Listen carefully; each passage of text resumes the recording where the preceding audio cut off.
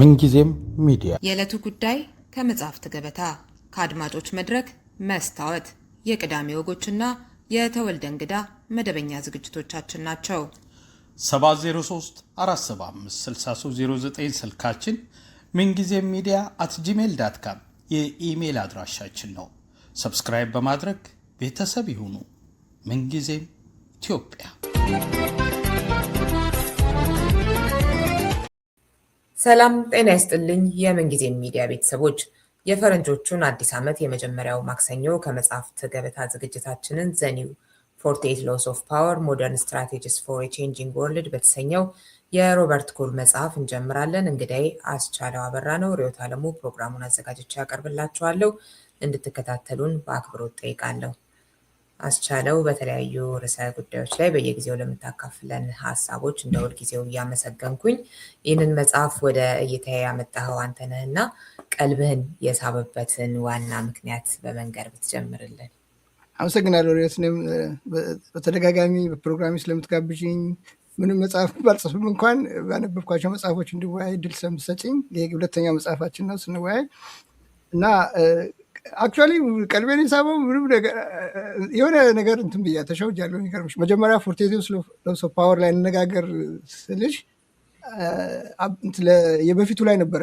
ምክንያቱም የበፊቱ 1998 የተጻፈው ሮበርት ግሪን የጻፈው በጣም ፖፑላር መጽሐፍ ነው። ብዙ አገሮች ይጠቀሙበታል፣ ብዙ መሪዎች ይጠቀሙበታል። እስካሁን ድረስ መጽሐፉን አንብበሸዋል እና በጣም የታሪክ መማሪያ ነው ማለትም ይቻላል። ብዙ ታሪክ አፄ ኃይለሥላሴን እንኳን 3 ጊዜ ጠቅሷቸዋል። እነ ጁሊየስ ሲዛርን፣ እነ ናፖሊዮን ቦናፓርትን ከዛ ከ48 of Laws ከእያንዳንዱ ሎው ኦፍ ፓወር ከሚለው ጋራ በማጣቀስ ብዙ አስተማሪ ነገሮች አሉት እና እሱም መጽሐፍ ካነበብ ቆይ 3 4 5 ዓመት ምናምን ሊሆነኝ ይችላል ካነበብኩት እና እሱም ከአንድ አብራኝ ስራ የነበረች ሴት ሪታየር ያደረገች አሜሪካን ማለት ነው። በጣም ተከታተለኝ ስለነበረ ጥቅሶችን ፌስቡክ ላይ ስጽፍ በቃ እንደዚህ ይሄን ያህል ኢንትረስት ከሆንሽ ሰጥሻለሁ ስጨርስ መጽሐፉን አልኳት። ከዛ የኮቪድ አካባቢ መሰለኝ ጊዜው ቤቷ ወስጄ ሰጠዋት እና መጽሐፉ የለኝም ነበረ። ከዛ መጽሐፉን ለመግዛት ሰርች ሳደርግ ይሄንን አገኘሁት።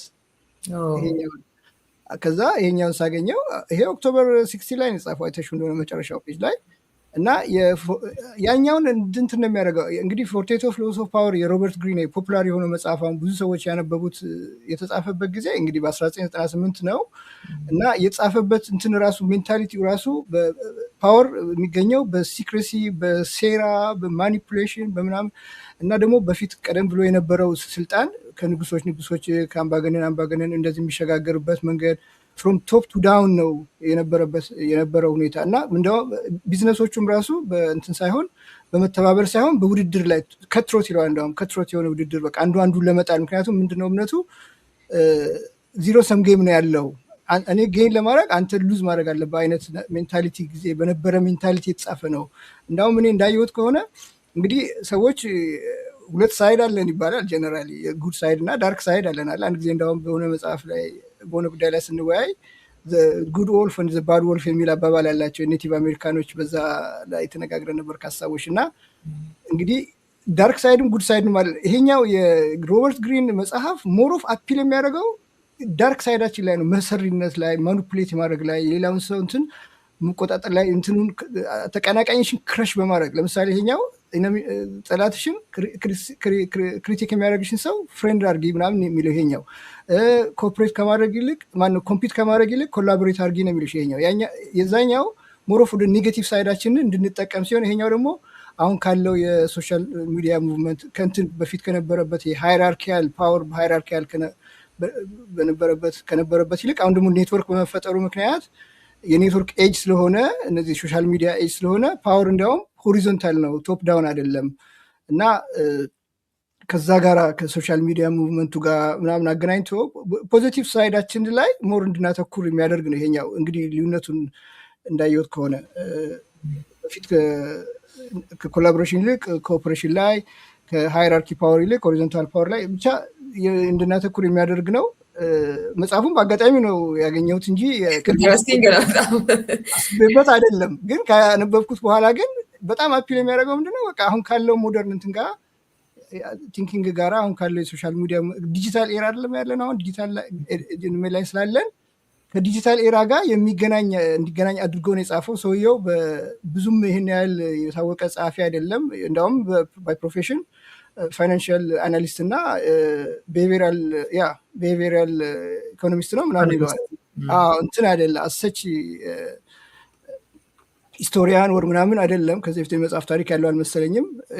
አሉት መጽሐፎች አሉት። ያን ያህል ፖፑላር አይደለም ማለት እንደ ሮበርት ግሪን። እሱማ እሱ ጋር ይወዳደሩ ያኛው እንትን ነው ያው ዊርድም ነገር ስላለው አጻጻፉ ምናምን ሌሎቹ መጽሐፎች ኢንትረስቲንግ የሚያደርጋቸው አጻጻፉ መቼም የዛኛው በጣም ውብ ነው። የዛኛው የሮበርት ግሪን አጻጻፍ ማለት ሂስትሪ አስተማሪ ነው ብዬሻለው፣ ታሪክ ቀመስ ነው ምናምን ጥሩ ቆንጆ መጽሐፍ ነው።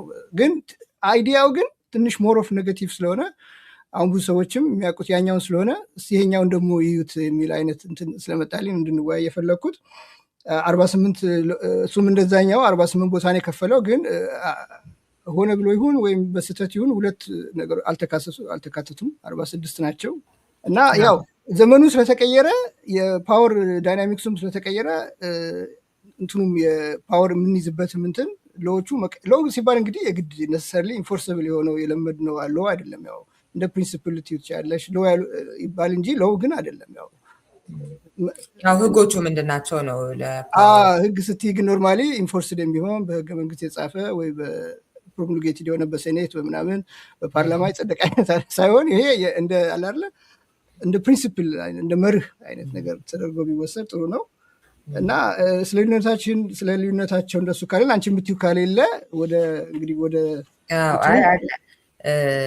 አንደኛው ነገር ያኛውን አስበ የመጣበት መንገድ ይሄንን ያገኘህበት መንገድ ራሱ ኢንተረስቲንግ ነው። እና እኔም አላውቀውም ነበር ይሄኛውን መጽሐፍ የሮበርት ግሪንን ያው ቆይቷል ካነበብኩት።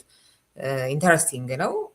ይሄኛውን አላውቀውም ነበር መውጣቱንም ያው በአንተ ምክንያት ነው። እና የሚናገረው አለ ቅድም እንዳልከው ደራሲው ሮበርት ኩል የፋይናንሻል ስትራቴጂስት ነው። ቢሄቪራል ኢኮኖሚስት መጽሐፎች አሉት።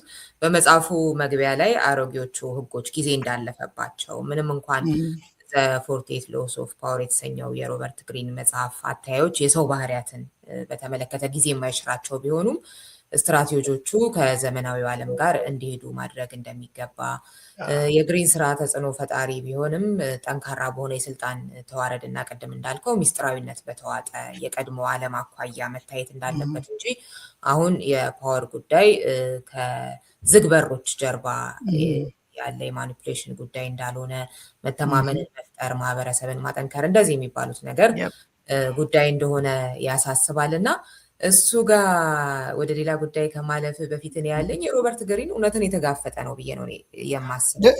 ያው ኔጌቲቭ ሳይድ ያዘኩራል እንጂ ኦፍኮርስ አዎ ማለት አሁን መሆን ያለበትን ነገር ከሆነ አሁን የዚህኛው አዲሱ ማለት ነው እኔ የምጋራው ነው ይሄ ዘኒው 48 ሎስ ኦፍ ፓወር። ግን አዲሱ ዘመን እንዲህ ነውና ይሄ ነው ስትራቴጂዎቹ ምናምን አይነቱ ነገር ግን እውነታ አይመስለኝም። እንግዲህ ምን መሰለሽ አዲስ ዘመን ቢመጣም ሁሉም ሰው የአዲሱን ዘመን እኩል ላይከተል ይችላል። አለ አይደለ? ሁሉም ሰው ኢኮሊ ከአዲሱ ዘመን ጋር ላይሄድ ይችላል። ግን የእሱ ፖይንት በተለይ ፋይናንሻል ሰክሰስ ላይም ብዙ ያተኮረ ይመስላል። ኛው ፖለቲካል እነ ባራክ ኦባማን፣ ኦፕራ ዊንፍሪን፣ ማነው ኤለን መስክን በተለይ በጣም ይጠቅሰዋል። ዶናልድ ትራምፕን የተወሰኑ ቦታዎች ላይ ይጠቅሳል።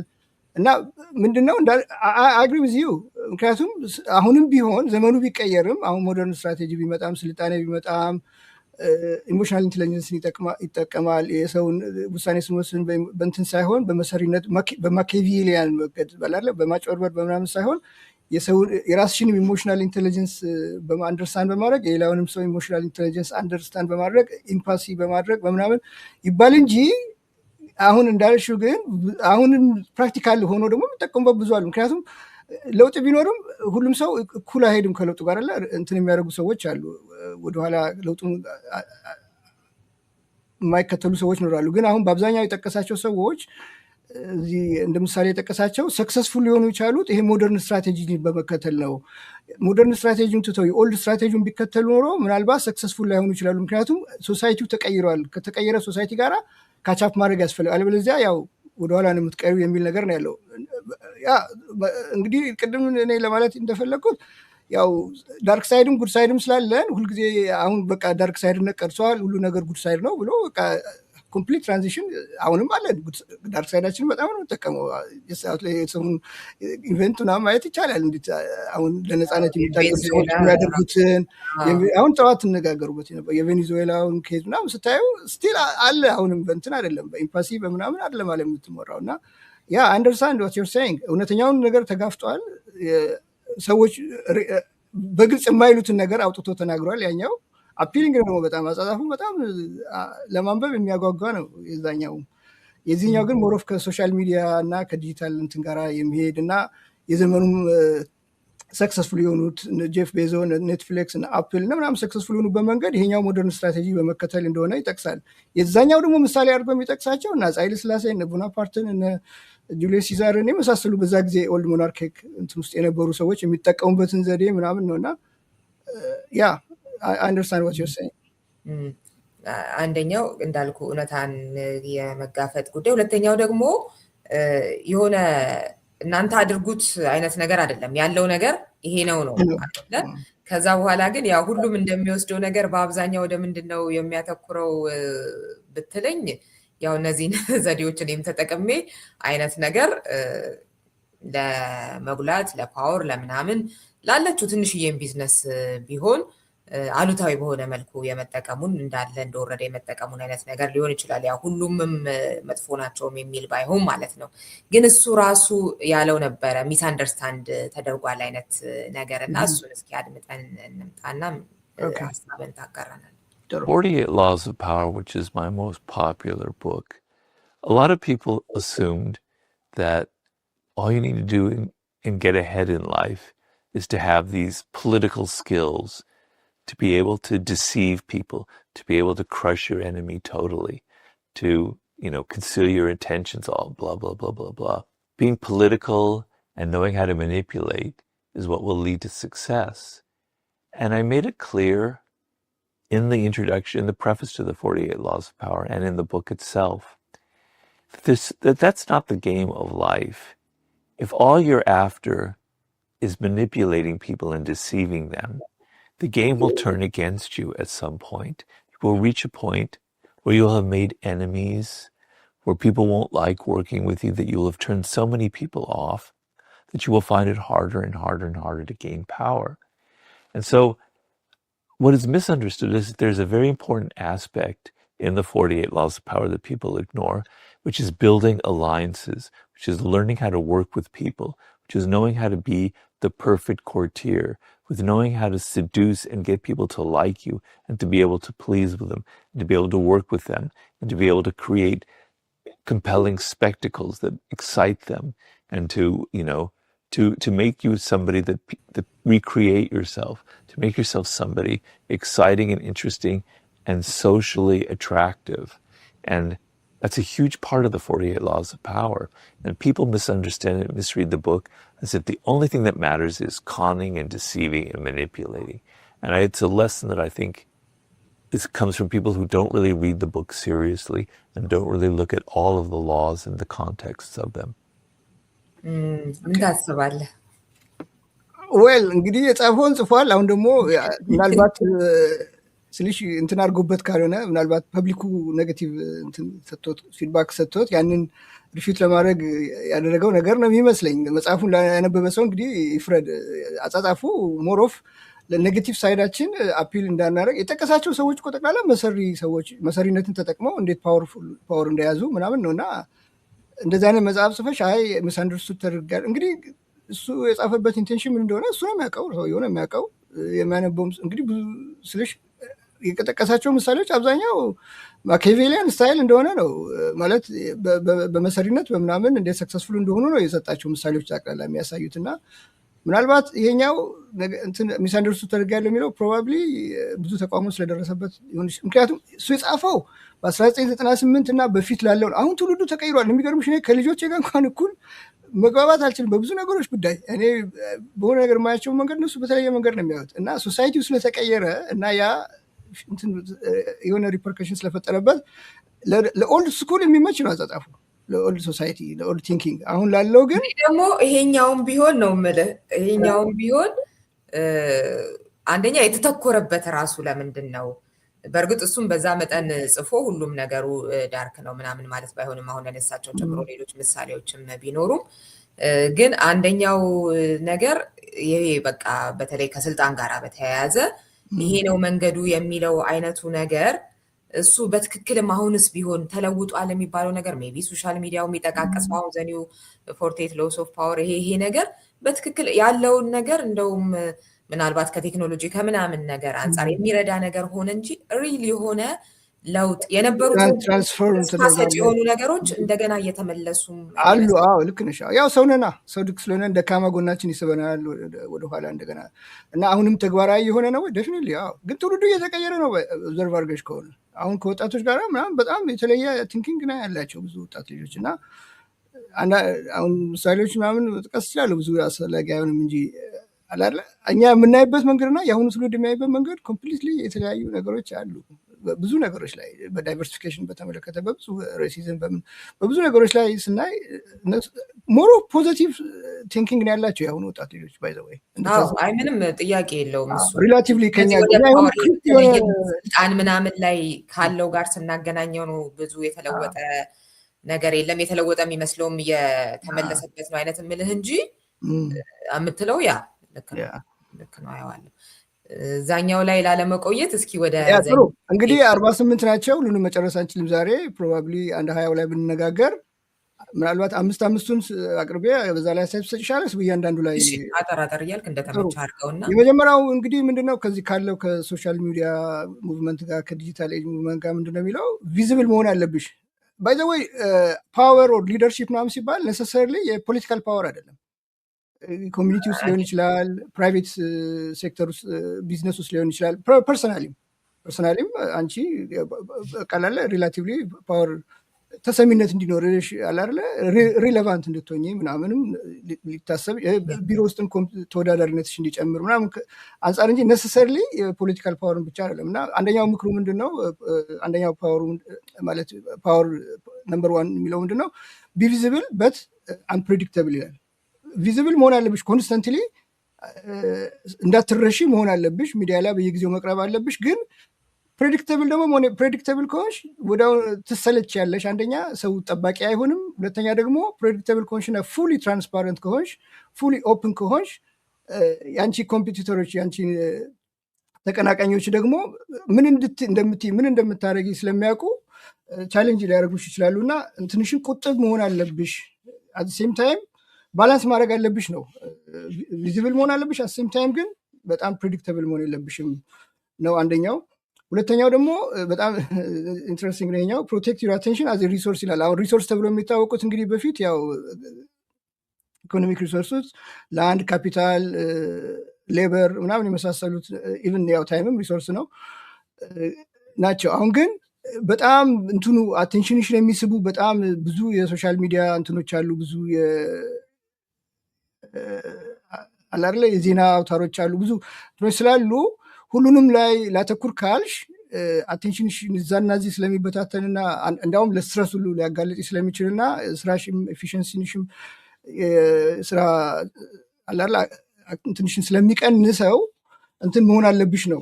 አቴንሽንሽን እንደ ሪሶርስ ነው መንከባከብ ያለብሽ፣ ልክ እንደ ገንዘብሽ ወይ እንደ ጊዜሽ አቴንሽንሽን እዛና እዚህ ዝም ብለሽ እንትን ማድረግ የለብሽም። ለምሳሌ ምን ይላል? በጣም አሁን ሰዎች በጣም ብዙ ዲስትራክት የሚያደርጋቸው ነገሮች ከመብዛታቸው የተነሳ በፊት በ2000 ዓመት አካባቢ የሰው ልጅ የአቴንሽን ፒሪየዱ 12 ሰከንድ ነበረ። 12 ሰከንድ ላይ ነው ማክሲመም አንድ ነገር ላይ ፎከስ አድርጎ ወደ ሌላ ነገር ደግሞ ለምሳሌ የሆነ እያነበብሽ ፎከስሽ ትንሽ ደግሞ የሆነ ሙዚቃ የምታዳምጪ ከሆነ ወይ የሆነ ዜና የምታዳምጪ ወደዛ የሚሳብበት አቴንሽን፣ ወይ ቲቪ ስፖርት እያየሽ ከሆነ ወደዛ የሚሳብበት 12 ሰከንድ ነበር አቴንሽን ስፓናችን። አሁን ግን በጣም ብዙ አቴንሽን የሚስቡ ነገሮች በመብዛታቸው የተነሳ የሰው ልጅ አቴንሽን ስፓኑ ወደ 8 ሰከንድ ዝቅ ብሏል ነው የሚለው። እንደውም ጎልድ ፊሽ የምትባለው እንስሳ 9 ሰከንድ ነው አቴንሽን እንትኗ። ከጎልድ ፊሽም ያነሰ ይሆናል የሂውመንስ አቴንሽን እንትን ነው የሚለው።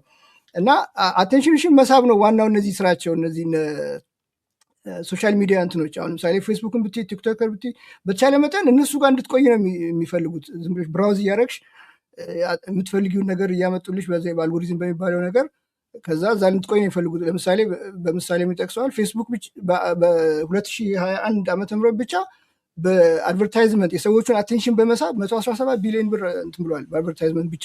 እንግዲህ አንቺ አቴንሽንሽን እዛ ስታረጊ እሱ ማስታወቂያ ያስቀምጥልሻል። ያን ማስታወቂያ አይተሽ ዕቃ ትገዣለሽ። በዛ እነሱ ቢሊዮነር ይሆናሉ። ዋናው ዓላማቸው እሱ ነው። በነፃ አገልግሎት የሚሰጡትም ያው ያንቺን ዳታ ወስደው ስለሚሸጡና ያንቺን አቴንሽን ወስደው እንትን ስለሚያደርጉ ነው፣ ገቢ ስለሚያገኙበት ነው።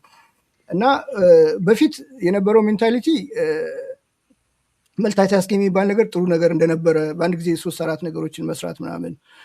አሁን ግን በተለያዩ ጥናቶች እንደተደረሰበት ግን መልታይታስኪንግ እንዳውም ኔጌቲቭ ሪፐርከሽን እንዳለው፣ ሁሉ ነገር ላይ ፎከስ ስታደረጊ አንዱን ነገር ላይ ፎከስ ሳታደረጊ ትቀሪያለሽ። እንዳውም በአማካይ በደረሱበት ጥናት በአማካይ እያንዳንዱ ሰው አንዳንድ ሰዓት ያባክናል በማይረባ ነገር ማለት ነው። ለስራውም ለህይወቱ ምንም በማይጠቅመው ነገር ላይ አቴንሽኑ እየተሳበ በአመት 52 ሰዓት አካባቢ ያህል እንትን ይሆናል። በቃ ይባክናል ሪሶርስ። እና አቴንሽን በጣም ወሳኝ። አቴንሽንሽን እንትን አድርጊ አለ አይደለ? ዝም ብለሽ ያገኘሽውን አታጋብሽ ነው። በቃ ሁሉንም ነገር ዝም ብለሽ ስታይ ጊዜሽን ይበላዋል። ስለዚህ ለአቴንሽንሽ እንደ ሪሶርስ ቁጠሪው፣ ተንከባከቢው ነው በቃ አቴንሽንሽን።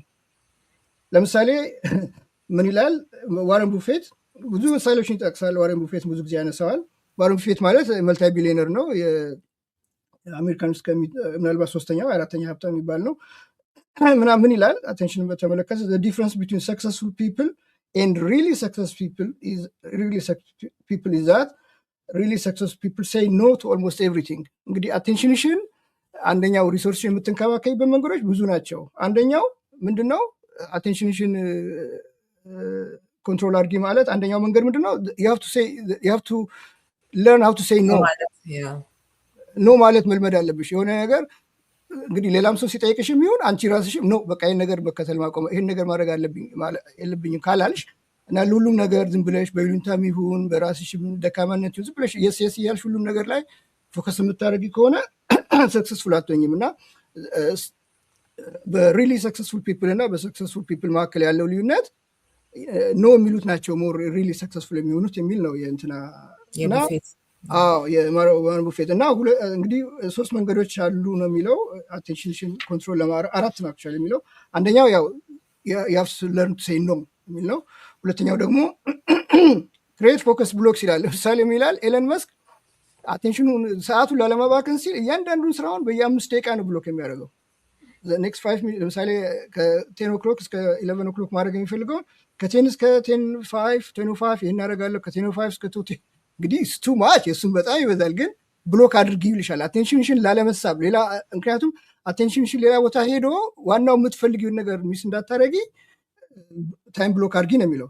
ሁለተኛው ደግሞ ዲጂታል ዲቶክስ፣ እንዲያውም ከንትን ጋር የተመሳሰልብኝ። ዲጂታል ዲቶክስ ማለት ምንድነው? 24 ሰዓት እስቲ ጀስት አይ ዶንት ዋንት ቱ ሲ ኤኒ ኢንተርኔት ኤኒ ሶሻል ሚዲያ ምናምን ብለሽ ራስሽን ብታነጪው እንትን ታገኛለሽ። የሆነ ፈውስ ነገር ሁሉ ስትረስ ሁሉ ይቀንሳል። አቴንሽንሽን ለማሰቢያም ጊዜ ተሰጥሻል ነው። ልክ አሁን ከኢንተርሚተንት ፋስቲንግ ነው የሚባለው። ለምሳሌ የሆነ ጊዜ ቀኑ ሙሉ ሳትበይ መዋል፣ የሆነ ረጅም ጊዜ ሳትበይ መዋል ምናምን ለሰውነት ለጤና ጥሩ እንደሆነ የሚሉት ነገር አለ። ከዛ ጋር ነው የተመሳሰልብኝ። ዲጂታል ዲቶክስ ይለዋል። ጀስት ዱ ናቲንግ ፎር በቃ ፔሪዮዲካሊ እንደዚህ አይነት ነገር ተለማመጂ ነው። ሌላው ደግሞ አራተኛው አቴንሽንሽን ደፊሽን እንትንሽን ለማድረግ ለመቆጣጠር እንደ ሪሶርስ ለማየት የሚጠቅምሽ ምንድነው? ፕራዮሪታይዝ ማድረግ አለብሽ። ሚኒንግፉል የሆኑ ነገሮችና በቃ ዩዝለስ የሆኑ ብዙ የማይጠቅሙሽ ነገሮችን መለየት አለብሽ። ምን ላይ ማተኮር እንዳለብሽ ማድረግ አለብሽ ነው የሚለው። እና ያው አቴንሽንሽን እንደ ሪሶርስ ቁጠሪ ነው ሶስተኛው። አራተኛው ዲፋይን ዩር ቫሊዩስ ኤርሊ ማለት ምንድነው? አንድ ነገር ውስጥ ወደ ቢዝነስን ከመጀመሪያች በፊት የፖለቲካ ትግል ኤኒቲንግ ከመጀመሪያች በፊት መጀመሪያ ምንድነው የኔ ፕራዮሪቲ ዋት ማይ ቫሊዩ ምንድነው ቫሊዩ የምሰጠው ለምንድን ነው ብለሽ ቀድመሽ ዲፋይን ማድረግ አለብሽ። እና ዲፋይን ካረግሽ በኋላ ደግሞ ኤቭሪ አክሽን ከዛ በኋላ የምታደረጊው ነገሮች ሁሉ ከዛ አንቺ ቫሊዩ ጋራ ኮንሲስተንት መሆኑን ደግሞ በየጊዜው መከታተል አለብሽ። ቫሊዩ ኖሮሽ መነሻ ከሌለሽ በቃ ዲሳሬድ ነው የምትሆኚው። መሄጃሽንም አታውቂውም። ያው ዘብራርቅብሻል ነገር ነው።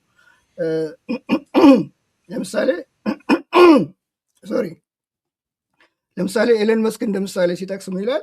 Elon Musk values have been rooted in the belief that humanity must become a multiplanetary species. አንደኛው ቫሊዩ የሚሰጠው ምንድነው? ኤለን መስክ ሰዎች ህይወታቸው በምድር ላይ በመሬት ላይ ብቻ ሳይሆን በሌላው ስፔስም ላይ መኖር መቻል አለባቸው፣ ለዛ ቫሊዩ ይሰጣለሁ የሚል መነሻ አለው። እንግዲህ አሁን ለዛ ነው ስፔስ ኤክስ ነው ምናምን የሚባል አንደኛው ካምፓኒው የስፔስ ቱሪዝም ምናምን ይሰራል። እንግዲህ ወደፊት ህልሙ እንግዲህ ማርስ ላይም ህይወት እንዲኖር ሌሎች ፕላኔቶች ላይም ሰዎች እንዲኖሩ ነው አንደኛው ቫሊዩ።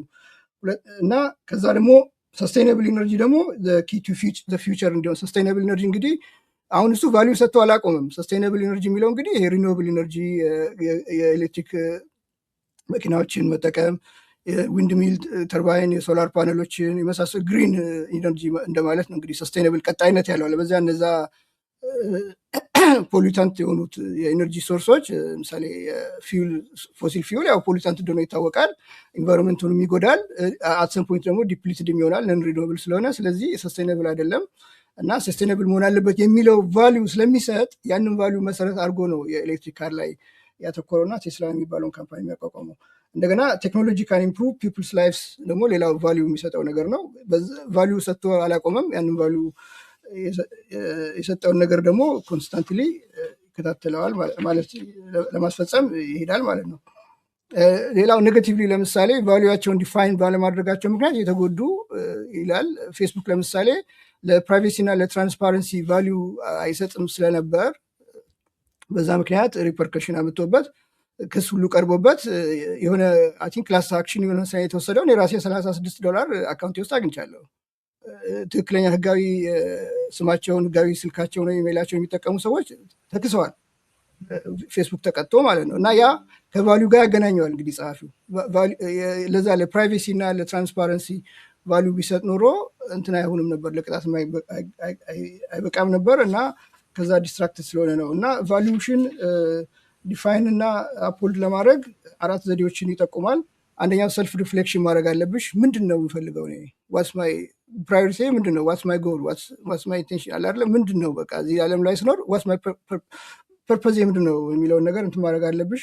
ክላሪቲ ኦፍ ፐርፐዝ መፍጠር አለብሽ። ከዛ ክላሪቲ ኦፍ ፐርፐዝ ደግሞ ካመጣሽ በኋላ ኮንሲስተንሲ ማለት ያንን ፐርፐዝሽን ለማስፈጸም በጽናት መከታተል ይኖርብሻል።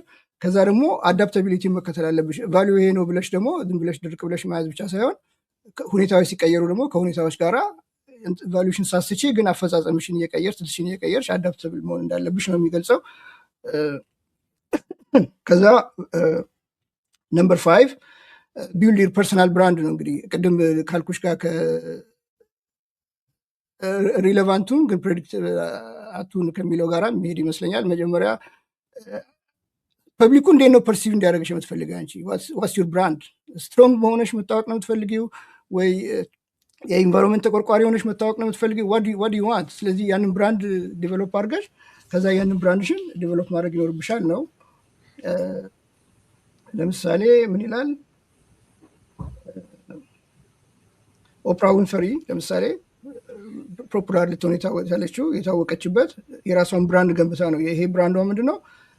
ሪሌተብል ነች። ከሶሳይቲ ጋር ደካማ ጎኗን ታወራለች አላለ ከማንም በተለይ ብዙ የሚድል ክላስ የሆኑ ሚድል ከሚሆኑ ሴቶች ምናምን ይመስለኛል በአብዛኛው አፒል ታደርጋለች።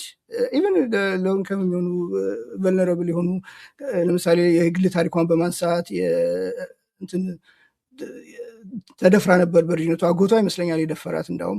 እና ያንን በማውራት ምናምን ሪሌተብል በመሆን ሌላው ሰው የእሷን ስቶሪ ሲሰማ ከራሱ ጋር ሪሌት ያደርጋታል ማለት ነው። ምሳሌ እንደዚህ አይነት ድርጊት የደረሰበት ሰው ወይ የደረሰበት ቤተሰብ የሚያውቀው ሰው ካለ ከእሷ ጋር ሪሌት እና ቨልነራቢሊቲ እና ኢምፓወርመንት ነው የእሷ እንትኗ ሆልማርኳ ማለት ነው፣ ብራንዷ የምትታወቅበት።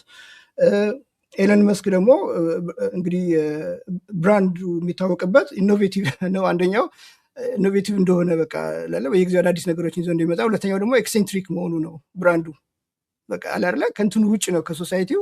እንግዲህ ይሄ እንግዲህ ከእንትኑም ጋር ሊሄድ ይችላል ከዚህ አንፕሬዲክተብል ከመሆን ጋር ሶሳይቲው የሚጠብቀው አላለ። ይሄ ደግሞ ሰው ምን ሊሆን ስትይ አቴንሽንሽን ይስበዋል ማለት ነው። እና በዛ ነው ብራንዱን እንትን ያደረገው። ኤክሴንትሪክ መሆኑ የእሱ ብራንድ ነው። ያ ደግሞ ፐብሊኩ አላለ አቴንሽን እንዲሰጠው ፓወሩን ሜንቴን ለማድረግ ይጠቅመዋል ነው። ለምሳሌ ሪቻርድ ብራንሰን ይጠቅሳል። ሪቻርድ ብራንሰን ማለት እንግሊዛዊ የቨርጂን ኤርላይንስ ባለቤት ነው። እሱም ደግሞ ብራንዱ አድቬንቸር።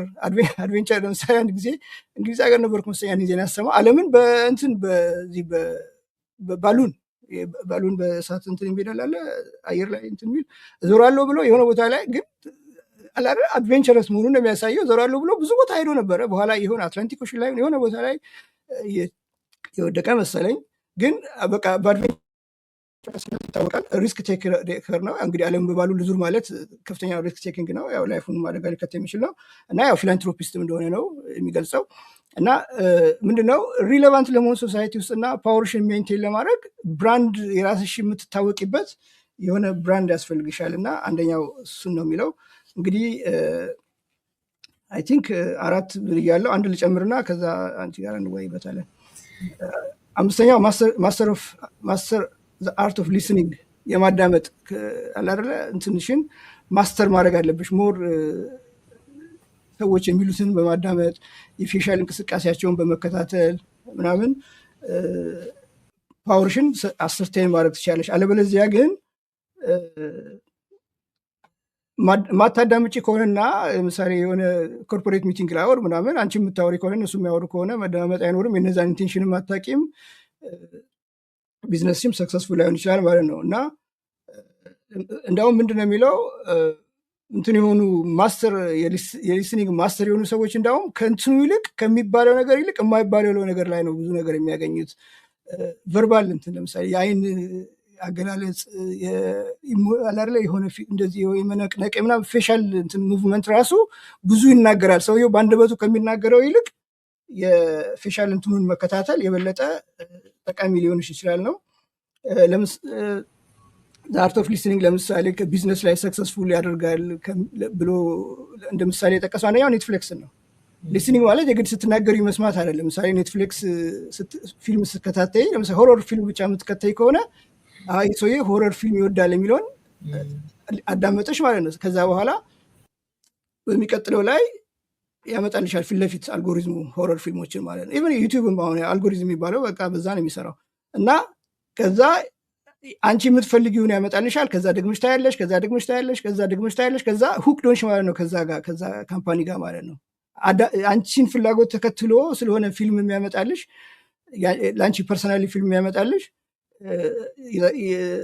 እዛ ቢዝነሱ ውስጥ ቀውያለሽ ማለት ነው። ለምሳሌ ለአንድ ወር ለትራያል ጀምረሽ ከሆነ ደጋግሞ ሲያመጣልሽ እዛው ቀገልጠሽ ትቀሪያለሽ ማለት ነው። ሌላው ደግሞ አርት ኦፍ ሊስኒንግ ነው። አንደኛው ኔትፍሊክስ የተጠቀመበት እንዴት ነው የሚለው የሰዎቹን ፍላጎት አብዛኛው ሰው የሚያየውን በማዳመጥ በጣም ብላክበስተር የሆነ ሙቪዎችን አሁን ኔትፍሊክስ ኦሪጂናል የሆኑ ብዙ ሙቪዎች አሉ። ያንን የሚሰራው አብዛኛው ሰው የሚወደው ምን አይነት ስቶሪ ነው ከሚለው ሰዎችን በማዳመጡ ነው። እና አርት ኦፍ ሊስኒንግ ፓወርፉል አንደኛው ፓወርሽን ኮንትሮል ለማድረግ ማለት ኢምፓወር ለመቆየት ሌላም ብዙ ኤግዛምፕሎች አሉ። ባራክ ኦባማንም ይገልጻል። በጣም ጥሩ ሊስነር እንደሆነ ይገልጻል። እንግዲህ 5ቱን እንትን ብያለሁ። እሱ ላይ አስተያየት ካለሽ እነዛ ነግና ወደሚቀጥለው እንሄዳለን።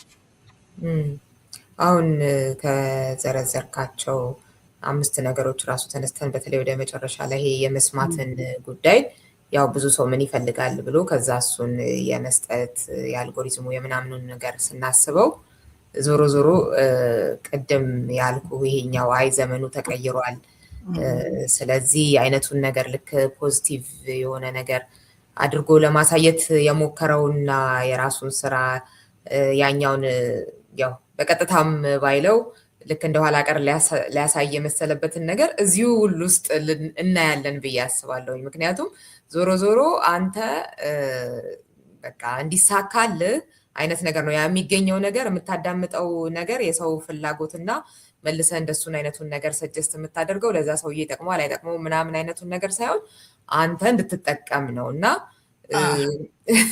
ይህንንም ስታስብ አክቹዋሊ ሁለቱም ኮንቨርጅ የሚያደርጉት በዚህ ነው። ያኛው የሚጠቀምበት መንገድ ይለይ፣ የሚጠቀምበት መንገድ ይለይ እንጂ አዘኝ ነው ዘዴ ያው የራስሽን ሰልፊሽ ኢንተረስት የምታስፈጽሚበት መንገድ ተለየው ብሎ ግን እየተለየ አይደለም ነው። ግን ስማርት መሆን አለብህ። የድሮ መንገድ ተከትላለሁ ብለህ ገደል እንዳገባ አይነት ነገር ነው የዚህኛው ምክር ይላል። ግን በእያንዳንዱ እንትኖች ውስጥ ስታየው ታዲያ ምንድን ነው አሁን በማድረግ ምንድን ነው የሚገኘው ምናምን ወደሚለው ነገር ስንሄድ ዞሮ ዞሮ ሰክሰስ ነው። ዋረን ቡፌት ነው ያመጣው እኮ ኖ የሚሉ ሰዎች ናቸው ሰክሰስፉል የሚሆኑት አለ እንጂ ኖ የሚሉ ሰዎች አለ አይደለ ጽድቅ ይሆናሉ ምናምን አለ። አዘንዶ ዘደ ያው ሰክሰስ ነው። አክቹዋሊ ነው ፎርጌት ፋይናንሻል አናሊስት ነው ፕራይመሪሊ ባይ ኤጁኬሽን አንደኛ። አዎ ግን ነው የግሪንን እንድናይ የፈለገበት ነገር እና የራሱን ያኛው እንደውም ብዙ ጥናት ብዙ ምርምር የአመታት የምናምን ማለት የሚያወራው ነገር ልክ አይደለም ምናምን እያሉ አይደለም፣ ግን ኮምፓራብል ነው በእንትን በሪሰርች ምናምን ደረጃ ምንም አይወዳደሩም። የዛኛው በጣም ኤክሴል ያደርጋል በጣም የግሪን እና ደግሞ የእሱን አይ ቀርቷል ሊለን የሚፈልገው ነገር አልቀረም አይነቱን ነገር እሱንም አይበታለውኝ ልል ፈልጌ ነው። ሪሌቫንት መሆን ከፈለግ ታክቲክን ቀይር አይነት ነው የኛው። እነዛ ታክቲኮች ያው ፓወር ነው። ያው ፓወር ማለት ያው ከፋይናንሻል ጋር ከፖለቲካል ፓወርም ጋር ምናምን ይገናኛል። ሌላው ይሄ ፐርሰናል ብራንድን ቢልድ የማድረግን ነገር ሲናገር ኮንሲስተንት ሆነ እንደገና አውተንቲክ በሆነ መንገድ እንደዚህ እያለ የሚናገረው አለ። ልክ ነው። ማን መሆንህን ለምን እንደቆምክ እንደዚህ እንዲታወቅ የማድረጉን ነገር የመስራቱ ጉዳይ ማለት ነው እና እሱን ከአንደኛው ከሌላኛው ሎ ቫሊዎችህን በጊዜ ዲፋይን አድርጋቸው ከሚለው ጋር ስናይ አንዳንዴ የአንተ ቫሊዩ እና የምታሳየው ነገር ያው ጎበዝ ካልሆንክ ሊለይ ይችላል አይደል? ወይም ሰው ነው ብሎ የሚያስበው ነገር ማለት ነው። እሱ ጋር ወደ ሌላኛው ከመሄዳችን በፊት ምንም እንኳን ብታደርግም ዲፋይን ብታደርግም ቫሊዩህን ብታውቀውም ብራንድ የመገባት ጉዳይ ደግሞ እሱ ሌላ ጉዳይ ነው እና እሱም ያው ከፋፍሎ ነው ለያይቶ ነው የሚያቀርባቸው እና እሱ ላይ አንዳንዴ ባልሆነ መንገድ ያንተ ቫሊዩ ባልሆነው መንገድ የመታወቅ ነገር ሊኖር ይችላል። ብራንድ የምትፈልገውም ላይሆን ይችላል አይደለ? አንዳንዴ እሱ ትንሽ በልበት እንግዲህ ምንድነው ምክሩ አዘንዶ ዘዴ ሰክሰስፉል እንዴት ትሆናለህ ነው። ሰክሰስፉል መሆን ከፈለግ መጀመሪያ እንግዲህ ሰክሰስ ማለት ነሰሰርሊ ፋይናንሻልም ላይሆን ይችላል። ለምሳሌ አሁን እንትና የቫሊዩ ብሎ ያመጣው ኤለን መስክ ያው መልቲፕሌነር ትሬነር ለመሆን እየጠጋ ነው። ሌላ ፕላኔት ላይ ሰዎች እንዲኖሩ ሰስቴናብል ኢነርጂ መጠቀም እንዲቻል ቴክኖሎጂ ለመጠቀም እንዲቻል ምናምን የሚለው በሌላ መንገድ የሰውዬ እኮ ሌላ ነገር እየነገደም ሚሊዮነር ቢሊዮነር ሊሆን ይችል ይሆናል ፕሮባብሊ ምናልባት እንደዚህ በዚህ ደረጃም ባይሆን ግን ከፋይናንሻል ሰክሰሱ በተጨማሪ ይሄ ነገር ውጤቱ ማየቱ ራሱ ያስደስተዋል አይደለም ሰውየውን።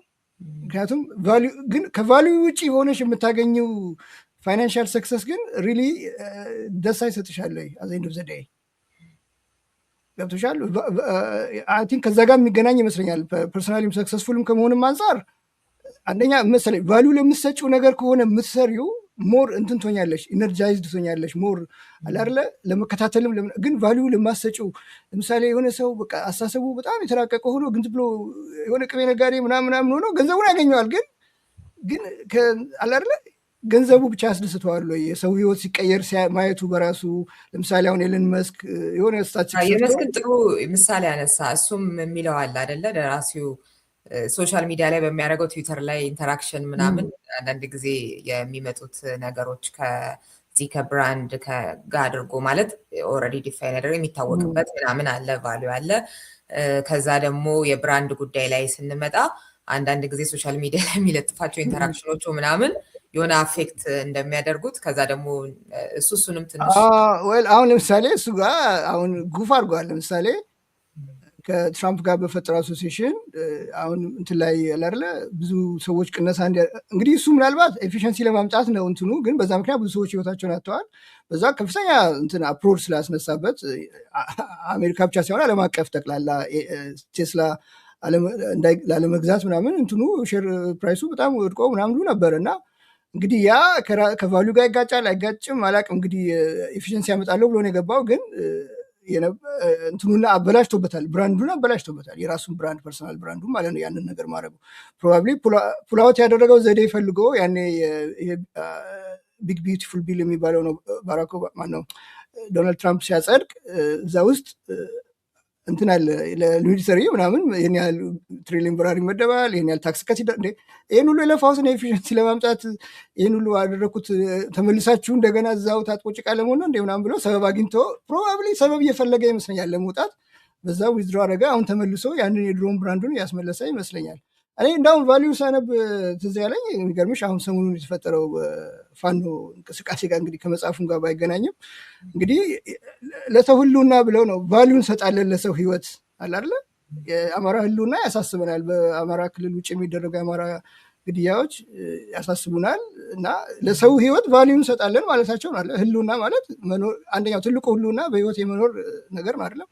ግን ያንን ቫሊዩዋቸውን ኮንሲስተንትሊ ያለመከታተላቸውን የሚያሳየው እንደገና መልሰው ለሰው ህልውና እንታገላለን ሰዎች የሰው ህልውና ራሳቸው እንደገና ደግሞ ማድረጋቸው ብቻ ሳይሆን ደግሞ ማመናቸው አደባባይ ምናምን ስታየው ቫሊዩ ይዘው መጀመሪያ ይሄ ነው የኛ ቫሊዩ ተመካክረው ምሳሌ የፓርቲ አሁናቸው አየሽ አንድ አቋም አንድ ማኒፌስቶ አለመኖራቸው ምናምን ያመስለኛል የጎዳቸው።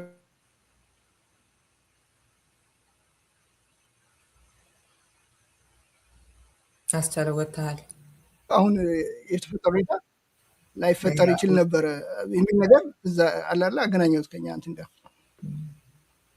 እና ለዛ አንደኛው እንግዲህ ቫሊዩ ለዛ ነው አላለ መጀመሪያ አንዳንዴ ልክ ነው። ብራንድ አንተ የምትፈልገው ነው ሰው የሚያየው ምንድነው እንደምትፈልገው ነው ወይ ቫሊዩህን ራሱ ወደ ብራንድነት ቀይረዋል ወይ አይደለም ምናምን ብዙ የሚያነጋገር ኢንተረስቲንግ። በዚህ ጊዜ በተለይ አሁን በዚህ በሶሻል ሚዲያ ዘመን አንድ ሳት ካረገች መልሰሽ ለማግኘት ራሱ በጣም ታፍ ነው። ምክንያቱም በጣም ነው ኢንፎርሜሽን ዲስሚኔት የሚደ አንደኛው ደግሞ ልዩነቱን ያራው ምንድነው በፊት ቶፕላውን በነበረ ጊዜ ሃይራርኪያል ፓወር በነበረበት ጊዜ ዜና በጥቂት ሰዎች እጅ ነው ያለው። ኢቭን ፕሬስ ሚዲያም ይሁን ፕሪንቲንግ ፕሬስም ይሁን የሬዲዮና ቴሌቪዥንም ይሁን የተወሰኑ ፓወርፉል ሰዎች ኮርፖሬቶች ወይ መንግስታት ኮንትሮል ያደርጉት ነበረ። አሁን ግን ዲሞክራታይዝድ ሆናል ፓወር ማነው ኢንፎርሜሽን everybody has access to information, everybody has access to disseminate information እና ያ ዘመን ላይ ስለሆነ ጥንቃቄ ያስፈልጋል እያንዳንዱ እንቅስቃሴሽን የሚል ነገርም ጽፏል። ወደ ቀጣዮቹ እንግዲህ ሰባተኛው ምንድነው ማስተር ኦፍ አርት ኦፍ ሊስኒንግ ላይ ያቆምኩት አይደለም። ቴክኖሎጂ ሪሌንተስሊ ማለት እውቀትን ምክንያቱም በጣም ዳይናሚክ ዓለም ላይ ስለሆነ ያለ ነው። ሁኔታዎች በየጊዜው ስለሚቀያየሩ በበፊቱ ኖሌጅን ይዘህ ብቻ ዝም ብለህ የምትቀምጥል ከሆነ ያው ትወድቃለህ ነው እና ሪሌንተስ በቃ ምንም ምህረት የለሽ በሆነ መንገድ እንትን ሆነ። በተለይ አሁን በዚህ በኤአይ ዘመን ላይ ስላለን ብዙ ነገሮች በኤአይ የሚተኩና የማይተኩትን መለየት አለብህ። ኮምፒውተሮች በየጊዜው ነው ጥናቶች የሚካሄድ ሪሰርች ኤንድ ዲቨሎፕመንት በየጊዜው ስለሚካሄድ አድቫንስመንት በየጊዜው ስለሚካሄድ አንተ ከዛ ካቻፕ ካላረክ ያው ትወድቃለህ ነው። ከሁኔታዎች ጋር ራስን አጀስት እያደረክ መሄድ አለብህ። ለምሳሌ አይቢኤም እንግዲህ ፐርሰናል ኮምፒውተርን መስራት የጀመረው ያው አይቢኤም እንደሆነ ይታወቃል የመጀመሪያው እና እነሱ እንግዲህ ኮምፒውተር በመሸጥ ምናምን ነበር የሚታወቁት። ግን ከዛ እነ አፕል ሲመጡና ሴልፎን ስማርትፎን ምናምን እየተፈጠሩ ሲሄዱ በፒሲ በዚህ በቴክኖሎጂው አላለ በጋጀት በመሸጥ ምናምን ሰክሰስፉል አንሆንም የሚለውን እንትን አድርገው ወደ አሁኑ ሺፍት አድርገው ፎከሳቸውን ከሃርድዌር ቢዝነስ ወጥተው ወደ ሶፍትዌር ዲቨሎፕ ማድረግ እና የአይቲ ኮንሰልቲንግ ሰርቪስ ውስጥ ገቡ። ያ እንግዲህ እንትና ከሁኔታው ጋር ራሳቸውን አጀስት አደረጉ ማለት ነው እና ሶፍትዌር ዲቨሎፕመንት ላይ ሞር ሰክሰስፉል ሊሆኑ ይችላል ይላል። ያ ብዙ ምሳሌዎችን ይጠቅሳል። ክሪቲካል ቲንኪንግን ይጨምራል ኖሌጅ ስታደርግ። ለምሳሌ ጄፍ ቤዞን ይጠቅሳል በዚህ ጉዳይ ላይ። ጄፍ ቤዞ በጣም አንባቢ ነው። ጄፍ ቤዞ ማለት የአማዞኑ ሲኢኦ ማለት ነው፣ ቺፍ ኤግዜኪቲቭ ኦፊሰሩ በጣም አንባቢ ነው። እንዳውም በጣም ኮንቲኒየስ ኢምፕሩቭመንት ላይ ስለሚያምን እና በየጊዜው ለውጦች ማድረግ ስለሚያምን ብዙ ነገሮችን ብዙ ስራዎችን ዴሊጌት ነው የሚያደርገው። እሱ የሚያተኩረው አዲስ ፈጠራዎች ላይ ብቻ ነው። ምክንያቱም ያ ነው ቢዝነስ ውስጥ ማርኬት ውስጥ ዶሚኔት አድርጎ እንዲቀጥል የሚያስችለው ተከታታይ እውቀት በማዳበር ስለሆነ። ይሄ እንግዲህ ድሮ የሚባል ነገር ነበር ነው ያው እውቀት ለእድገት ያስፈልጋል ምናምን ይባላል። ግን ይሄኛው ግን ዘመኑ ደግሞ ተቀይሯል። አንድ ጊዜ የሆነ ነገር ጀምሬያለሁ ብለሽ በዚህ የታወቁ ነኝ ብለሽ በዛ ብቻ ከቀጠልሽ ያው ፌል ታደርጊያለሽ ነው። ሰም ፖይንት ያው ሌላ ሰው እንደ ለርኒንግ ማሽን ብሎ ነው የሚጠራው እንደዚህ እያለ ኦብሶሌት ልትሆኝ ትችላለሽ። አሰም ፖይንት ኮንስታንትሊ ሪሌንትለስሊ ኖሌጅ ሲክ ማድረግ አለብሽ ነው የሚለው። ምክንያቱም አንቺ ማድረግ ብታቆሚ ሌላው ጥሎሽ ይሄዳል ነው። ስምንተኛው ኮላቦሬት ቱ ዶሚኔት ነው የሚለው እንግዲህ በፊት የተለመደው ኮምፒቲቲቭ ወርልድ ነው፣ ከትሮት ወርልድ ነው ቃል አይደለ አንዱን በመጣል ነው አንዱ ላይ በመረማበር ነው የሚያደርገው። አሁን ግን በኮላቦሬሽን ነው እድገት የሚመጣው። ለምሳሌ ስለ ኮላቦሬቲቭ ምሳሌ ሲያነሳ ለምሳሌ ጉግል እና ማይክሮሶፍት ተወዳዳሪ ካምፓኒዎች ናቸው፣ ግን በብዙ ነገሮች ላይ ክላውድ ኮምፒቲሽን ምናምን መጠቀም ላይ ኮላቦሬት ያደርጋሉ። ኢቨን አፕል አሁን ያው ከሳምሰንግ ጋር ኮምፒቲቲቭ እንደሆነ የሚታወቀው ያው የራሳቸው ማርኬት ሴግመንት አላቸው፣ እነዛም የራሳቸው ማርኬት ሴግመንት አላቸው። ግን ያው ሁለቱም የሚሸጣቸው ፕሮዳክቶች ተመሳሳይ ናቸው፣ ግን ኮላቦሬት ያደርጋሉ። ኮምፒት ከማድረጋቸው ጎን ለጎን ኮላቦሬት ያደርጋሉ፣ ብዙ ቴክኖሎጂዎችን ይቀያይራሉ ምናምን። ለምሳሌ ጉግል ከኤችቲሲ ከአንድሮይድ ጋር በተመለከተ ሳምሰንግ ፎኖች አሁን አንድሮይድ እንትን የሚጠቀሙ የጉግል ፕሮዳክት ነው። ኤችቲሲ የሚባል ካምፓኒ ኮላቦሬት ያደርጋል ጉግል። ኤልጂ የሚባለውም ካምፓኒ ጋር እንደዚህ ጉግል ኮላቦሬት ያደርጋል። እና የኮላቦሬሽን ስለሆነ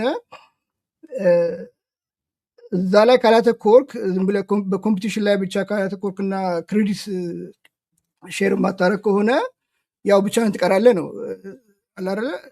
ኮላቦሬት ሰክሲድ ለማድረግ ዘመኑ የኮላቦሬሽን ነው። ኮላቦሬት ማድረግ ያስፈልጋል ነው። ሌላ ምሳሌዎች የሚጠቅሰው ሁለት የቢዝነስ ሞዴሎችን ይጠቅሳል። ኤርቢኤንቢ እና ኡበርን ይጠቅሳል። ኤርቢኤንቢ የሚባለው ለምሳሌ አንቺ የራስሽን ቤት ኤርቢኤንቢ ዌብሳይት ላይ አስመዝግበሽ እንደ ሆቴል ክራይልሽ ይችላል ማለት ነው። አንቺም ገቢ ታገኛለሽ፣ ኤርቢኤንቢ የሚባለውን ካምፓኒ ገቢ ያገኛል፣ እንትኖቹም ገስቶቹም ደግሞ አማራጭ ያገኛሉ ማለት ነው።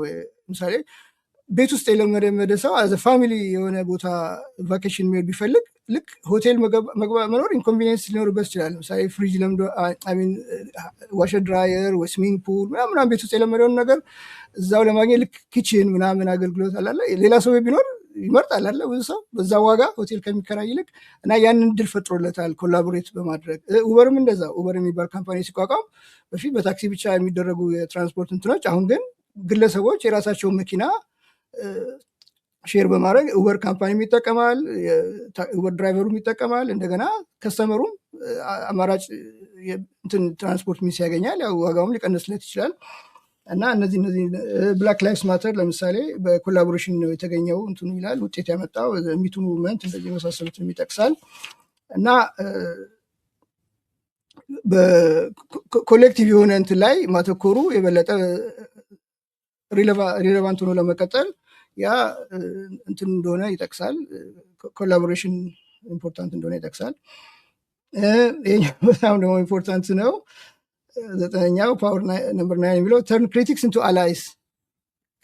ክሪቲክ የሚያደርጉሽን ሰዎች አሁን እንትና ለምሳሌ እንትና አሁን ሮበርት ግሪን የሚለው ምንድነው? ዊን ስሩ ዩር አክሽንስ ኔቨር ስሩ አርጊመንት አይደለም። ሮበርት ግሪን ሃይላይትስ ኢምፖርታንስ ኦፍ ማስተሪንግ ሪሌሽንሺፕ ቱ ጌን ኢንፍሉዌንስ ኤንድ አውቶሪቲ።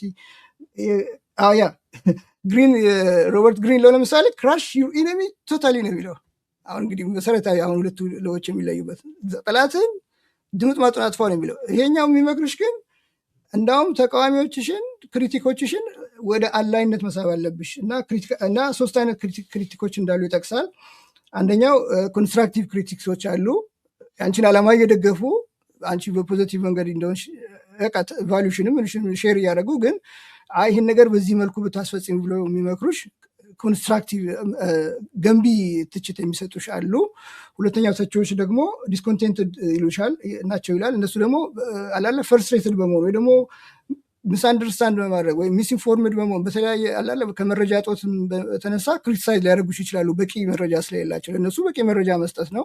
ሶስተኛው ክሪቲኮች ደግሞ ማሌሽየስ ሊሆኑ ይችላሉ፣ አላለ ሸረኛ አንቺ እንድጠፍ የሚፈልጉ ሞቲቬትድ ባይ ኢንቪ ሪዘንትመንት ኦር ዲዛይር ቱ አንደርማይን ላጠፉሽ የሚነሱ ሊሆኑ ይችላሉ። ግን ሶስቱንም አይነት ክሪቲኮች ቢሆን አኮሞዴት ነው ማድረግ ያለብሽ። ዩ ዶንት ሃቭ ቱ እንትን እንደ ሮበርት ግሪን ምክር መሰረት አላለ ድምጥማጣቸው ማጥፋት የለብሽም የሚል ምክር ነው። አሁን ለምሳሌ ስታርባክስ በሆነ ጊዜ ክሪቲክ የሆነ አንድ ጥቁር እንግዳቸውን እንትን አድርገው ስለነበረ በደንብ ስላላስተናገዱት በጣም ከፍተኛ ክሪቲክ መጥቶባቸው ነበረ በ2018 ይላል። ግን ከዛ በኋላ ለጥቁሮች እንትን የሚያደርግ አላለ በማድረግ ስልጠና በመስጠት ምናምን ብዙ ፐብሊክ ሪሌሽን ስራዎችን በመስራት ምናምን ያንን ክሪቲካቸውን ወደ ፖዚቲቭ ቀይረው ደንበኛ ማድረግ እንዳውም ወደ ደንበኝነት እንደቀየሯቸው ምናምን ይገልጻል። የእንትናንም ምሳሌ ይጠቅሳል። ማነው ስሙ አብርሃም ሊንከን እንግዲህ ዛሬ በ19ኛው ክፍለ ዘመን የነበረ ነው። እንግዲህ ግን በጣም ተራማጅ አስተሳሰብ እንዳለው ነው የሚያሳየው። ኦፖነንቶቹን ይሾም ነበረ፣ ካቢኔ ሜምበር ያደርግ ነበረ። ኢቭን አይተሽ እንደሆነ እዚህም ሀገር የፕራይመሪ ኢሌክሽን ላይ የሚቃወሟቸውን ሰዎች ፋይናል ኢሌክሽን ላይ ግን አጋራቸው ይሆናሉ። ምሳሌ አሁን ባራክ ኦባማ እና ሂላሪ ክሊንተን በጣም ነበር ክሪቲሳይዝ የሚደራረጉት፣ በጣም ተቻቹ ነበረ። ግን አሁን እንግዲህ ኮምፕሊትሊ ኮላፕስ እንድታደረግ ለሚያደረጋት ፋይናል ኢሌክሽን ሲመጣ ግን አጋሩ ሆነች፣ ኢንዶርስ አደረገችው። ከዛ የውጭ ጉዳይ ሚኒስትር ነው ያደረጋት። ሴም ዊዝ ሩቢዮ እና ትራምፕ ተቀናቃይ ነበሩ ፕራይመሪ ኢሌክሽን ላይ የመጀመሪያው ትራምፕ ፈርስት ተርም ከመመረጡ በፊት ፐርሰናል ነገርም ተናግሮታል። የጠቅላይ ሚኒስትር አብይ እንዴት ታየዋለህ? አነሳዋለሁ እሱንም እዚህ ላይ አልጠቀሰውም ግን አነሳዋለሁ። እና ግን እንትን ያደርገው ሩቢዮ ነው እንጂ ጉዳይ ሚኒስቴር ያደርገው አገሩ ነው አረገው ማለት ነው። በኢትዮጵያም ላይ ስትመጪ አብይ ለምሳሌ ያው እነ ግንቦት ሰባት እና አብን ኦነግ ምናምን ያው ተቃዋሚዎቹ ናቸው፣ ተቀናቃኞቹ ናቸው። ግን መጨረሻ ላይ ሚኒስቴር ምናምን ያደርጋል። እሱ እንግዲህ አሁን ይሄኛው የዚህኛው መካከር ፖዚቲቭ ውጤት ለማምጣት ነው። ክሪቲኮችን አምጥተሽ ከእነሱም ጋር ዳይቨርሲፋይድ ሀሳብ አንቺ ጋር የሌለ ሀሳብ እነሱ ጋር ስለሚኖር ያንን ሀሳብ አኮሞዴት በማድረግ ሞር ሰክሰስፉል ሞር ጥሩ ውጤት ላይ ታመጫለች ነው። ግን እንትና ግን የአብይ አካሄድ ግን እንትን አይመስለኝም። ፖዚቲቭሊ እነዛን ሰዎች ወስደው አኮሞዴት አድርገው ለማምጣት ሳይሆን ተቃዋሚዎቹን ክራሽ ለማድረግ የተጠቀምበት ይመስለኛል። ገባሽ? እነዚህ ነገር ተቀናቃኞች ናቸው። ሊቀመንበሮቹን ብቻ ነው ያመጣው እንጂ እንትን ቢሆን ኖሮ አጋርነት ቢፈልግ ኖሮ ከየቦታው የተሻለ የሆነ ያለ አይደለ ሊቀመንበር ሁሉ የተሻለ ነው ማለት አይደለም እኮ ከየፓርቲው የተሻለ የግንዛቤ አፈጻጸም ምናምን ደረጃ ያለው ሰዎችን መርጦ ቢያደርግ ኖሮ አትሊስት አላለ በእንትናቸው በሜሪታቸው እንግዲህ እንትና ፕሮፌሰር ብርሃኑ ወይም ያብኑ ማነው ስሙ በለጠ እንትናቸው የላቸውም ለማለት አይደለም። ግን ፊሎሶፊ ተማሪው ነው አምጥቶ የቴክኖሎጂ ምናምን እንትን ያደረገው ኮምፕሊትሊ የማይገናኝ ነገር ነው። ግን አብን ውስጥ የቴክኖሎጂ እንትን ያለው የአይቲ ኖሌጅ ያለው ምናምን አምጥቶ ለእውቀት ቢሆን ኖሮ ለዳይቨርሲፋይ ለማድረግ ቢሆን ኖሮ አምጥቶ ቢያደረገው ኖሮ ፖዚቲቭ ሊመስል። ግን ሊቀመንበሩን ከላይ ላይ የምታነሹ ምንድነው ፓርቲውን ለማፍረስ እንትና ከፍተኛ ክሪቲኩ ነበረ ጌታቸው ረዳ አምጥቶ አሁን አማካሪ አድርጎታል። ግን ጌታቸው ረዳን እውቀቱን ሊጠቀምበት ምናምን አይመስለኝም እኔ። ምክንያቱም አንድን ሰው ጀጅ ስታደረግ እንግዲህ በአንድ ነገር ላይ ብቻ አይደለም፣ ትሬንዱን ታያለሽ፣ ባክግራውንዱን ታያለሽ እና የአብይን አፈጻጸሞች ምናምን ስታይ የእንትን አይመስለኝም ሊጠቀምበት ፈልጎ ሳይሆን ለምሳሌ እነ ጻድቃንንም እነ ጌታቸው ረዳንም በእውቀት ስለጠለቀ እውቀት ስላላቸው ለእሱ አማክረው ውጤት እንዳያመጡ ለምናምን ሳይሆን እነኛን ለማዳከም ያደረገው ነው። ወያኔን ዋናው ቃል አቀባዩን ሲያመጣበት ዋናው ጦረኛ የጦር አለቃቸውን አላለ የጦር አዋቂ የሚሉትን ሰው ሲያወጣባቸው እነሱን ለማዳከም የተጠቀምበት ይመስለኛል እንጂ ከዚህኛው መንፈስ ጋር የሚሄድ አይመስለኝም። ክሪቲክስ አላርግ የሚልሽ ይሄኛው የእነሱን እውቀት ተጠቅመሽ ውጤት ለማምጣት አይነት ነገር ነው የዚህኛው አመካከር። የዛኛው አካሄድ ግን አልመሰለኝም። ማለት ያው የሚለው አጠቃላይ እንደዛ ነው። ግን ዞሮ ዞሮ እንግዲህ ስኬታማ ለመሆን አይነቱን ነገር ስናይ ህጉ ምንድን ነው ዞሮ ዞሮ ይጠቅመዋል ያንን ለሚያደርገው አካል። በተግባር እንዳልከው ለተቃዋሚዎቹ ምን ያመጣል ለሀገር ምን ያመጣል እያለን ስንፈትሽ ሌላ ጉዳይ ይሆናል። ውጤቱ እንደየ እንትኑ ይለያያል። ግን ጊዜያዊም ቢሆን ጥቅም ግን ያስገኝለታል። ዞሮ ዞሮ ለገዢው ለምሳሌ አሁን በእውነት ጀኒውን እንትን አሰስመን ለመስጠት ከተደጋጋሚ አንቺ ጋር ፕሮግራም ስቀርብ እንዳልኩት ፕሮፌሰር ብርሃኑ ስልሽ ፖለቲካሊ ያው ኪሳራ ቢያደርስበትም ግን ቴክኖግራፍ ግን ጥሩ ስራ እየሰሩ እንደሆነ ማምነው እሱ ኤክሴፕሽን ልታደርግ ይቻላል። ግን ለምሳሌ ቀጀላ መርዳሳ ባህል ሚኒስቴር በነበረበት ጊዜ የበለጠ ሀገር ሲወጣበት ነው የነበረው። እውነቱን ለመናገር አድዋ በደረሰ ቁጥር አድዋ የእንትን በዓል ነው ምናምን እዚህ ቦታ አይከበርም እዚህ ቦታ እንደውም በቃ አይደለ ኔጌቲቭ ነበር የእሱ አስተዋጽኦ። እንትናም ጻድቃንም ምናምን እስካሁን እኔ ፖዚቲቭ ነገር አይደለ ለሀገር የሚጠቅም ይዘው ይመጡ ያው እነዛን ለማዳከም ይሆናል እንጂ ኤክስትራኦርዲናሪ እውቀት ኖሯቸው ለሀገር እየጠቀሙ እስካሁን እንግዲህ በውጤት ደረጃ ያየነው ነገር የለም። በተለይ በብርሃኑ በኩል ያየነው ለውጥ አለ እና እርግጥ እሱ ብዙ አነጋጋሪ ስለሆነ እንደየግለሰቦቹ እንዳልከው እንደየፓርቲው ይለያያል።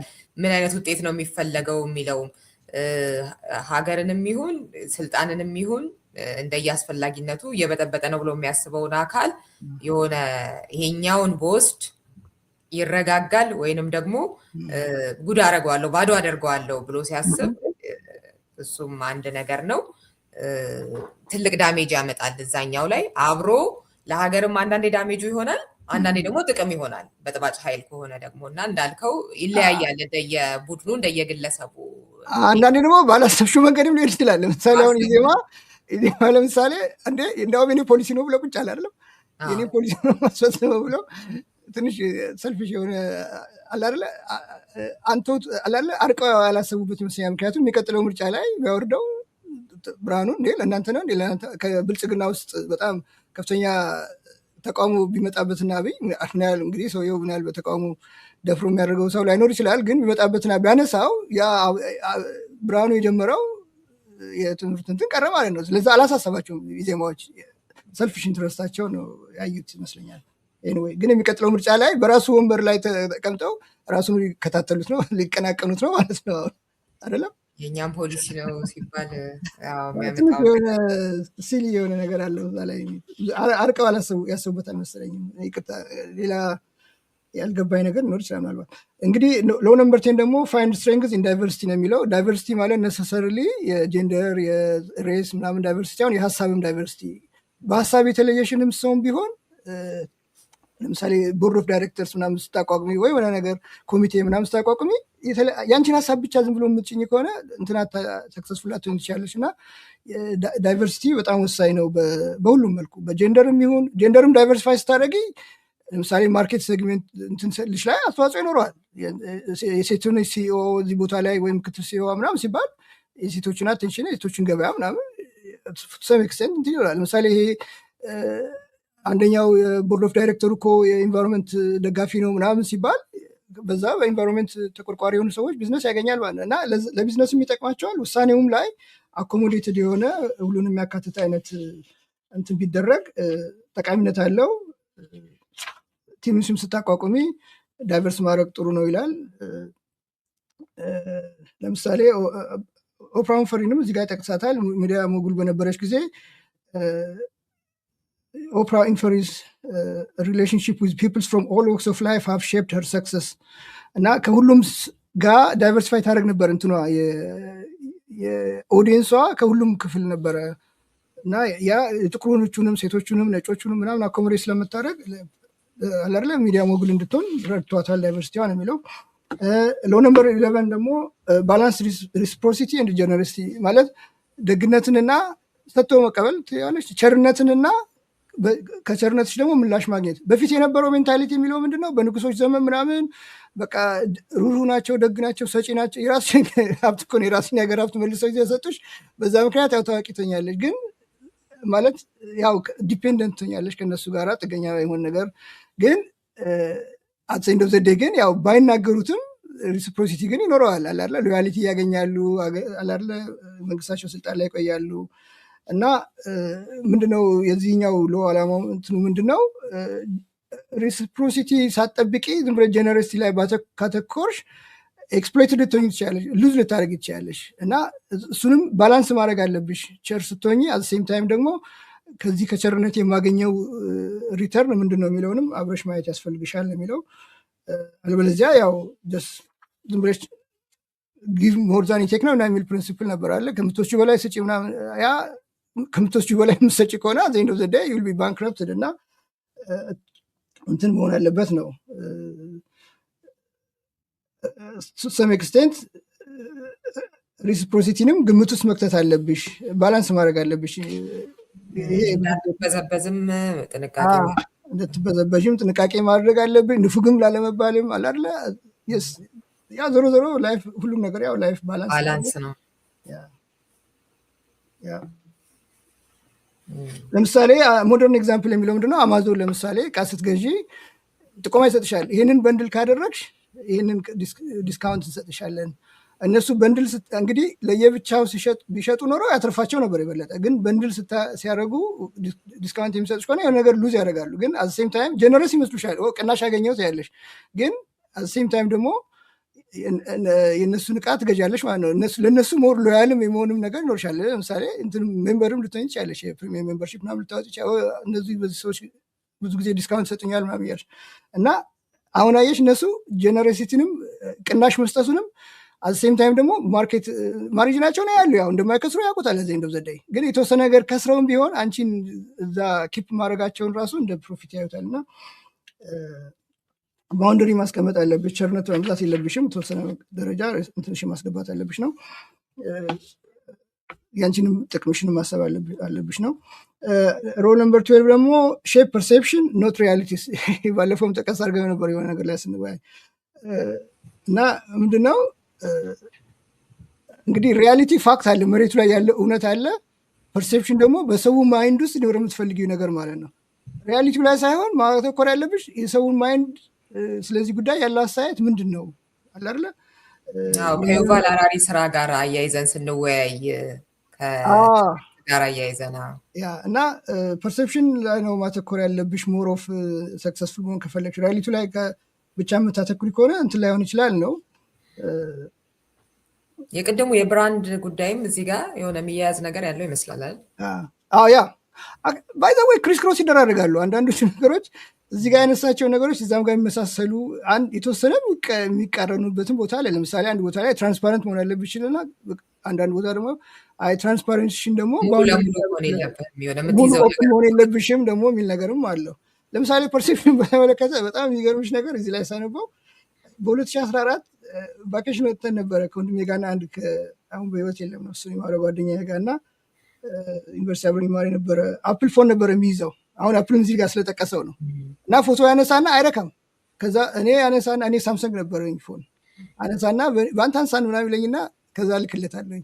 ከዛ እኔ ምን አልኩት አንተ አፕልን የገዛኸው እኮ በፐርሴፕሽን ተጭበርብረ ነው። አፕል ኢዝ ኦል አባውት ፐርሴፕሽን እንትን ግን ሳምሰንግ ግን ኢዝ ኦል አባውት ኤክስኪዩሽን። አፕል በስሙ ነው የሚነግደው እንጂ በእንትን በፐርፎርማንስ ላይ ስትመጣ ግን ሌላው ይበልጠዋል። ለምሳሌ አፕል እንትን ነው ዩዘር ፍሬንድሊ አይደለም። የምትፈልጊውን አፕ መጫናችን ምናምን፣ ግን ሳምሰንግ ግን ፍሪ ነው የፈለግሽውን አፕል መጫን ይችላል። እና በዙ ጉዳይ ፐርሴፕሽን ነው እያልኩትም እዚህ ጋር ደግሞ ቁጭ አለ። ለምሳሌ አፕል የሚታወቀው አንደኛው በፐርሴፕሽን ነው አለ የሚያተኩረው። አሁን አፕል ለምሳሌ ኢት ሪፕሬዘንት ኢትሰልፍ አዝ ኢኖቬሽን ሶፊስቲኬሽን ኤንድ ኤክስክሉሲቪቲ በዛ ነው የሚታወቀው። ፐርሴፕሽኑ በስፔሲፊኬሽኑ ሳይሆን ኢኖቬተር ነው። እንግዲህ ፓዮኒር መሆናቸውም ይጠቅማቸዋል። አፕል መጀመሪያው ስማርትፎን ስለሆነ ያ ቀላል አድቫንቴጅ አለ የሚያገኝ። አሁን ለምሳሌ ኮልጌት እንሌለ ጥርስ መፋቂያ አይደል፣ ጂሌት እንላለን አይደል፣ ግን ጂሌት ያልሆነውን ሁሉ ጂሌት እንላለን። አሁን ለምሳሌ ሌላ ብራንድ የሆነ የቱስፔስትን ኮልጌት እንላለን። የመጀመሪያ መሆናቸው አፕልም አድቫንቴጅ አላቸው። ግን አሴም ታይም ግን እንትን ነው ግን በእንትን ግን በአፈጻጸም ደረጃ ስታየው ግን ይላል they are not significantly more advanced than competitor products in terms of raw technology specifications። በስፔሲፊኬሽን ስትመጪ የተለየ አይነት ኤክስትራኦርዲናሪ የሆነ ነገር የላቸውም። ግን ፐርሴፕሽን ግን መፍጠር ችለዋል። በዛ ምክንያት ነው ቢዝነስ ውስጥ የቆዩት። እና ኦፕራም እንደዛ ነው የሚለው በጣም ፐብሊክ ውስጥ ፐርሴፕሽን በጣም ፈጥራለች። በጣም ላለ ብዙ ፖዚቲቭ ሳይዷ እንትን እያለ ግን አክቹዋል የእሷ ሚዲያ ፐርሲቭ የሚደረግበትና የእሷ እንትን ግን ነሰሰሪ ላይገናኝ ይችላል ይላል። ሌላው ዶናልድ ትራምፕ ነው በዚህ በጣም የተጠቀምበት ፖለቲካሊ ነው የሚለው። ፐርሴፕሽን በተመለከተ ምንድነው የሚለው ፖዚሽን ራሱን የሚያደርገው ፖዚሽን himself as a victim of the media and the establishment regardless of the actual facts። ከፋክቱ ውጪ ሚዲያውን የሚዲያው ቪክቲም እንደሆነ እንደውም ብዙ ጊዜ ሰምተሹ ከሆነ ፌክ ኒውስ የሚለው ነገር ሰማሁት መጀመሪያ ፌክ ኒውስ እያለ ሲኤንኤንን በቃ ፌክ ኒውስ እያለ አጣጥሎ በቃ አላለ እንትና አንደርማይን አድርጎ እንዳይደመጡ ሁሉ እስከማድረግ አላለ በተለይ በደጋፊዎቹ መንገድ ማለት ነው ብሎ ፈጥሯል። ግን ሪያሊቲ ግን አይደለም። ፌክ ላይሆን ይችላል የሚያወሩት ነገር ጠቅላላ ነገር ሰርሊ ፌክ ላይሆን ይችላል። ቪክቲም ነኝ የሚለውም ላይሆን ይችላል። ግን ኦልሬዲ ፐርሴፕሽን ግን ሰው ውስጥ ፈጥሯል። በዛ ምክንያትም ነው የመጀመሪያውን በተለይ ምርጫ ሊመረጥ የቻለው ነው የሚለው። እና ብቻ ጀነራሊ ምንድን ነው ያው ፓወር ፉል ለመሆን ያው ፓወርሽን ሰስቴን ለማድረግ ሪያሊቲ ላይ ብቻ የምታተኩሪ ከሆነ ያው ሰክሰስፉል አትሆኚ ትችያለሽ። ምክንያቱም ሰው የሚያየው አንቺን ፐርሲቭ የሚያደርግበት መንገድ ላይ ነው ማተኩር ያለብኝ። ሪያሊቲ ኮምፕሊትሊ ዲፍረንት ሊሆን ይችላል። ለምሳሌ አሁን እንትና ትግራይ ላይ ጦርነት ሲጀምሩ አብይ አክቹዋሊ እነዛ ናቸው የጀመሩት። ግን ጦርነቱን ግን ምንድነው የሰጡት ስም ሰላም ማስከበር ነው የሰጡት አይደለም። ሰላም ልናስከብር ነው የምንሄደው። ግን ሪያሊቲው ግን ምንድነው ፓወር ኮንሶሊዴሽን ነው ጠቡ አይደለም። ፓወራቸውን አይሉሽም እንደዛ። የወያኔንም ሳይድ ስታየው አላማቸው መንግስትን መልሰው ለመተካት ነው። ግን እኛ የትግራይን ደህንነት ለማስጠበቅ ነው፣ ጄኖሳይድ ለመከላከል ነው ምናምን የሚሉሽ ፐርሲቭ መደረግ የሚፈልጉት እንደ ቪክቲም እየተጠቁ እንደሆነ ነው። ግን ትክክለኛው ሪያሊ አላማቸው ግን እየሄዱበት የነበረው መንገድ ግን ፓወር መልሶ ለመቆጣጠር ነበር። የነዛም ፓወር ኮንሶሊዴት ለማድረግ ነው፣ እኛም ፓወር መልሶ ለመቆጣጠር ነው። ግን ፐርሴፕሽኑ ግን እንዲለይ አድርገውታል። ይሄኛው ደግሞ ኢኳል ኢምፖርታንት ነው።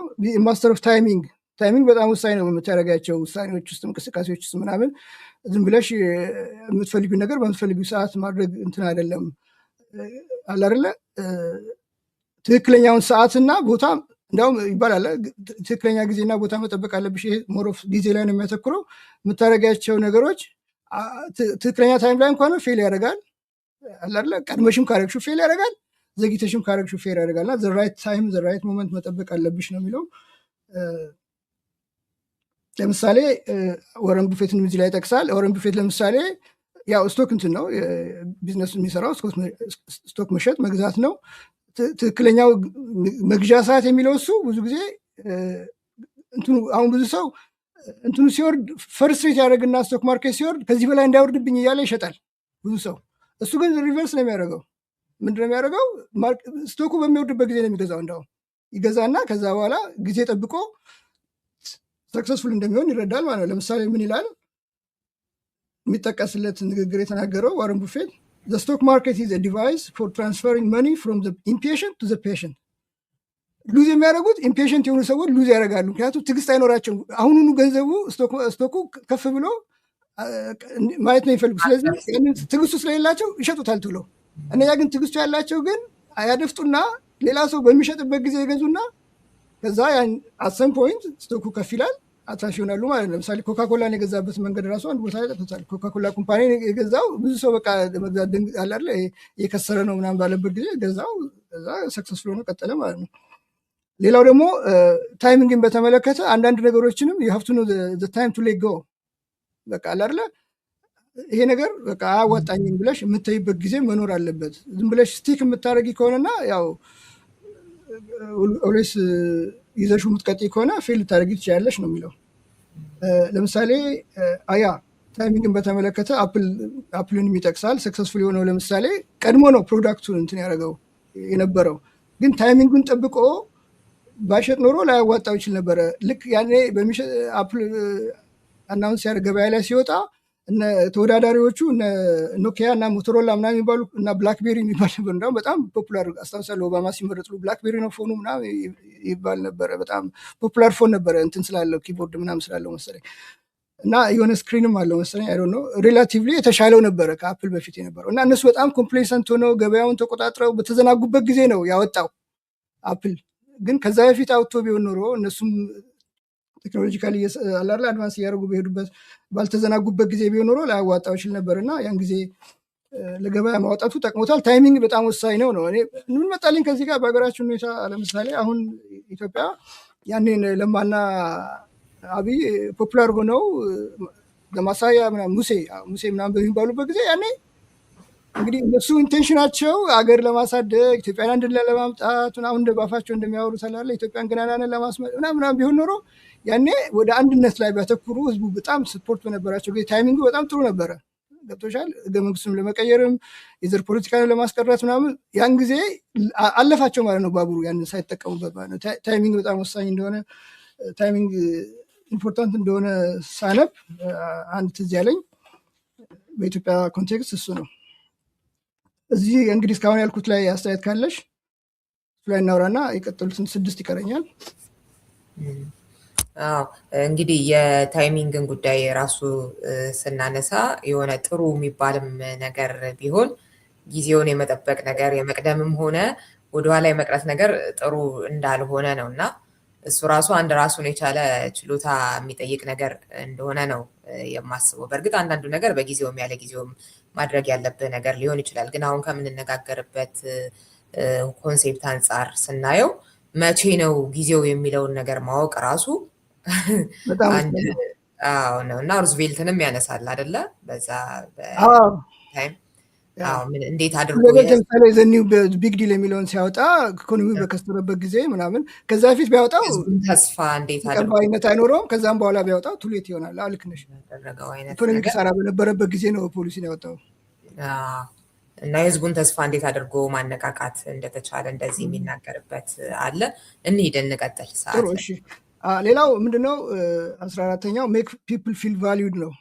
እንግዲህ ድሮ የነበረው ቲንኪንግ ያው ሰዎችን ኮንትሮል ማድረግ ነው፣ መፈራት ነው ምናምን ነው። ግን ይሄኛው እንደዛ አያስኬድም። ሳይኮሎጂካሊ ሰዎች ቫሊዩ ስትሰጫቸው፣ አፕሪሺየት ስታደርጋቸው ሞር ሎያልም ይሆናሉ፣ ሞር አፈጻጸማቸውም ይበረታታል፣ ሞር ፍሩትፉልም ይሆናሉ። ስለዚህ ቫሊዩ ማድረግ ፓወር እንትን ለማድረግ ኢምፖርታንት ሰስቴን ለማድረግ ጥሩ ነው የሚለው። ምክንያቱም ሳይኮሎጂካል እንትኖቹን ይጠቅሳላቸዋል። ያው መጽሐፉ ሰፊ ስለሆነ ሁሉም በእያንዳንዱ ላይ ሳይኮሎጂካሊ ለምን ይሄኛው ሎ ኢምፖርታንት እንደሆነ የሚጠቅሰው ነገር አለው። ለምሳሌ ስታርባክስ እንደ ምሳሌ ይጠቅሳል። አሁን ስታርባክስ ጊዜ ስቴጂ እንግዲህ ደንበኛ ከሆንሽ ስምሽን ካወቁት ያው የኛ ስም አስቸጋሪ ስለሆነ ነው እንጂ በስምሽ ጠሩሻል አለ አይደለ? የምጠጪውን መጠጥ አሁን አንድ አይነት ሻይ አይነት ስለምጠጣ ሁል ጊዜ ይህን ትፈልጋለህ ምናምን በስማይል እንትን ያደርጉሻል። እንትኖች ካፕሽ ላይ የሆነ የስማይል ፌስ ያደርጋሉ ምናምን። ያ እንግዲህ ቫሊዩ እናደርጋ እንደ ሰው አንተ ገንዘብን ሳይሆን አንተንም እንፈልጋለን የሚል መንፈስ ይፈጥሩብሽና ተደጋጋሚ እዛ ስታርባክስ እንድትሄጂ ይጠቀሙብሻል ነው ማለት። ያው አዘንዶ ዘዴ ያው ማርኬት ሴግመንታቸውን ያበዛሉ ነው። እንድትመጪ ነው አዘንዶ ዘዴ ያው እንድትመጪ ነው። አዘንዶ ዘዴ ያው ማርኬት ነው። ግን ቫልዩ ሲያደርጉሽ ሞር ትሄጃለሽ። ግን ስትሄጂ እኛ ጋር ራሱ ከፍትፍቱ ፊቱ ይባላል በደንብ ማያስተናግዱሽ ምናምን ከሆነ ምናልባት ጥሩ ፕሮዳክትም ቢሆን ርካሽም ቢሆን ላትሄጂ ትችያለሽ አይደለ? ስራም ላይ እንደዛው ምሳሌ አንድ ሰው በጣም የምትጫኝ ከሆነ የምትቆጣጠሪ ከሆነ ማይክሮ ማኔጅ የምታደርጊ ከሆነ ምናምን እንትን አይሆንም። ግን ታንኪዩ ዛሬ ትላንት እናደረግከው በጣም ደስ ይላል ምናምን ስትዩ ቫልዩ ስታደርጊው አላለ ጥሩ እንትን ይሆናል ነው። 15ኛው ስፒክለስ ኦብዘርቭ ሞር ይላል። ይሄኛው ቅድም ከሊስን ጋር የሚያሳሰል ነገር አለው። ትንሽ አውራ ብዙ እና ኦብዘርቭ አድርግ ነው። ለምሳሌ ሚቲንግም ላይም ቢሆን ኮርፖሬት ሚቲንግ ላይ የሆነ ኔጎሽሽን ላይ ምናምን ቢሆን ዝም ብለህ የሌሎቹን እንቅስቃሴ ተከተል እና የእነሱን አነጋገራቸውን፣ አገላለጻቸውን፣ ፌሻል ኤክስፕሬሽናቸው ምናምን ተካተል። ምክንያቱም ብዙ ኢንፎርሜሽን የምታገኘው ከሚናገሩት ሳይሆን ከማይናገሩት ነው ይላል። ዋት ኢዝ ኖት ቢንግ ሴድ ነው ሞር ኢምፖርታንት የሚሆነው እና ኦብዘርቭ ማድረግ የበለጠ ጠቃሚነት እንዳለው ይጠቅሳል። ሪል ላይፍ ኤግዛምፕል ለምሳሌ የኩባን ሚሳይል ክራይሲስን በነበረ ጊዜ እንትና ማነው ስሙ ኬኔዲ በዛ ጊዜ ስልጣን ላይ ነበረው አልተኮለም እንትን ለማድረግ አላለ ኦብዘርቭ ነበር የሚያደርገው የራሽያን እንቅስቃሴ ምን እንዲህ ቢያደርጉ እንዲናደርጋለን ምናምን አይነት ነገር ነው እንጂ አይደነፋም ነበር ወይ እነሱ ላይ አይፎክርም ወይ ምናምን አያደርግም አላለ ህይወት ኩል ነበረ።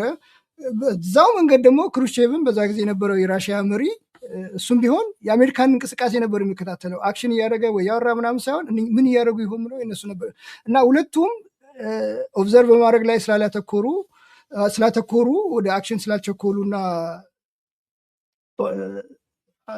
ስለተረጋጉ ያ የኩባን ሚሳይል ክራይሲስ ወደ አላርለ እንትን ውስጥ ችግር ሳይፈጥር ሊፈታ ችሏል ነው።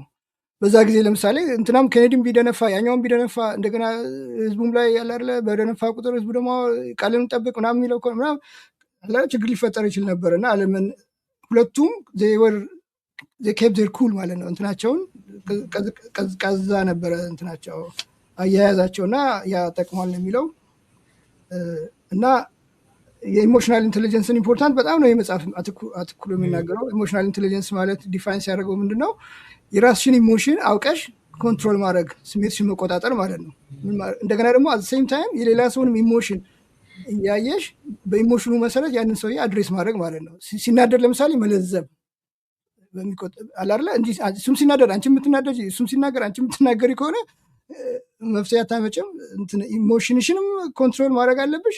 የሌላው ሰውንም ኢሞሽን አይተሽ አኮርዲንግሊ ነው አክት ማድረግ ያለብሽ። ኢሞሽናል ኢንቴሊጀንስ እንዳውም አይኪው በዛ አሁን የዘመኑ አለካክ በዚህ አይኪው በኢንቴሊጀንስ ኮፊሽንት የሚባለው አሁን በኢኪው ተቀይሯል ይላል። ትንሽ ከማሰብ ከኢንቴሊጀንስ ችሎታሽ ባልተናነሰ ኢሞሽናል ኢንቴሊጀንስ ካፓሲቲሽ ትንሽ ወሳኝ ነው፣ ለፓወርሽ ወሳኝ ነው ይላል።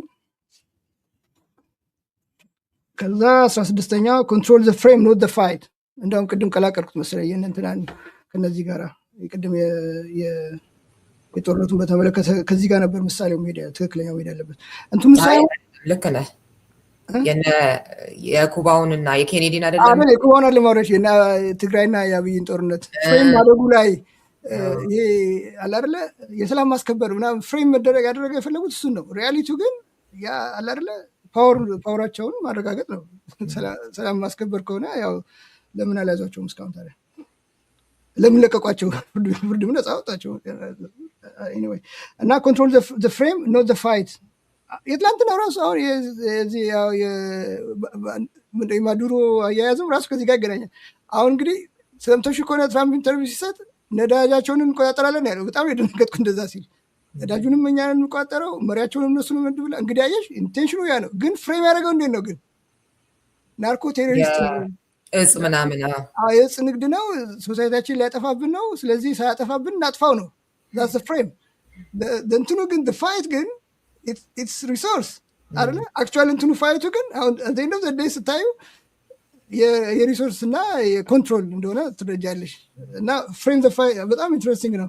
ትክክለኛውን ሳይሆን ፓወርሽን ሰስቴን ለማድረግ ያው ኮንትሮል ለመሆን ያንን መቆጣጠር አለብሽ ይላል። ለምሳሌ ብላክ ላይቭስ ማተርን በተመለከተ በ2020 አካባቢ ይመስለኛል አይ ቲንክ እንቅስቃሴ በነበረ ጊዜ እነሱን ፍሬም ለማድረግ ይሞከር ነበረ።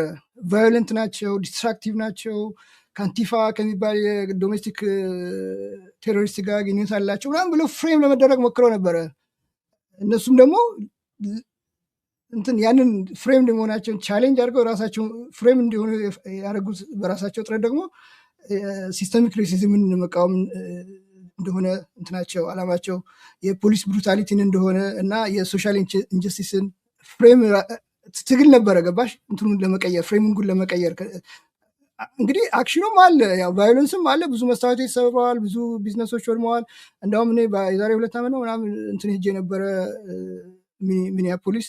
ከዛ በፊት አውቀዋለሁ ሚኒያፖሊስ ተወሰነ ጊዜ ኖር ያለው እና በጣም ቫይብራንት የሆነ ሲቲ ነበረ። ከዛ ግን የዛሬ 2 ዓመት ከብላክ ላይቭስ ማተር እንቅስቃሴ በኋላ ሲሄድ ከተማ ዴድ ሆናል።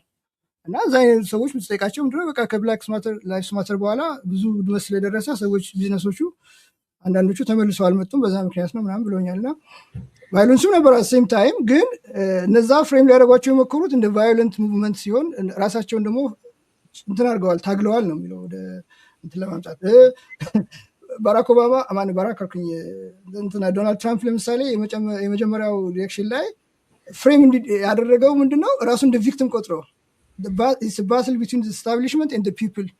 ስታብሊሽመንት የሚባል አለ፣ የሚዲያው፣ የኮርፖሬቶቹ፣ የፖለቲከኞቹ እንግዲህ ለዘመናት ፓወር ተቋጥረው የነበሩ ሰዎች አሉ። አጌነስ ህዝቡን ትረስ ናቸው። እኔ ደግሞ ህዝቡን ነው የምደግፈው እና ራሱን ፍሬም በማድረጉ ሶሳይቲውን ፖፑላር ሊሆንና ሶሳይቲውን ሊስብ ችሏል ነው የሚለው። ትክክለኛም ነው ማለት በዛ ምክንያት የተመረጠው ማለት ይቻላል። እና እንደዛ ነው። ያ ናይኪ ለምሳሌ ተቃውሞ ደርሶበት ነበረ በእንትን ምክንያት።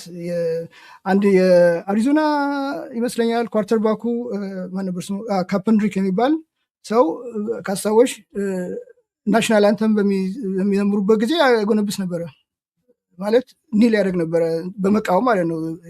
ሶሻል ኢንጀስቲስን ለመቃወም ነው እሱ እንትን ያለው። ከዛ ናይኪ እሱን አርማ አድርጎ ነበረ። እሱ ኔጌቲቭ የሆነውን ፍሬም የሆነውን ነገር እሱ ልክ አጌነስ ፓትሪዮቲዝም ተብሎ የተሳለውን ነገር ናይኪ ግን ወደ ፍሬሚንጉን በመቀየር እንዳውም ቢካም ፌመስ ፎር ኒሊንግ ዲዩሪንግ ዘ ናሽናል አንተም ቱ ፕሮቴክት ራሻል ኢንኢኳሊቲ ኤንድ ፖሊስ ብሩታሊቲ እና አርማ አድርጎ እንዳውም ቢዝነስ ሰራበት ናይኪ በሰውየው ላይ ፍሬሚንጉን ከአንድ ፓትሪዮቲክ የሆነውን እንትን ፍሬሚንግ እሱ ግን ለሶሻል ኢንጀስቲስ የቆመ ነው በሚል ስለው ማለት ነው።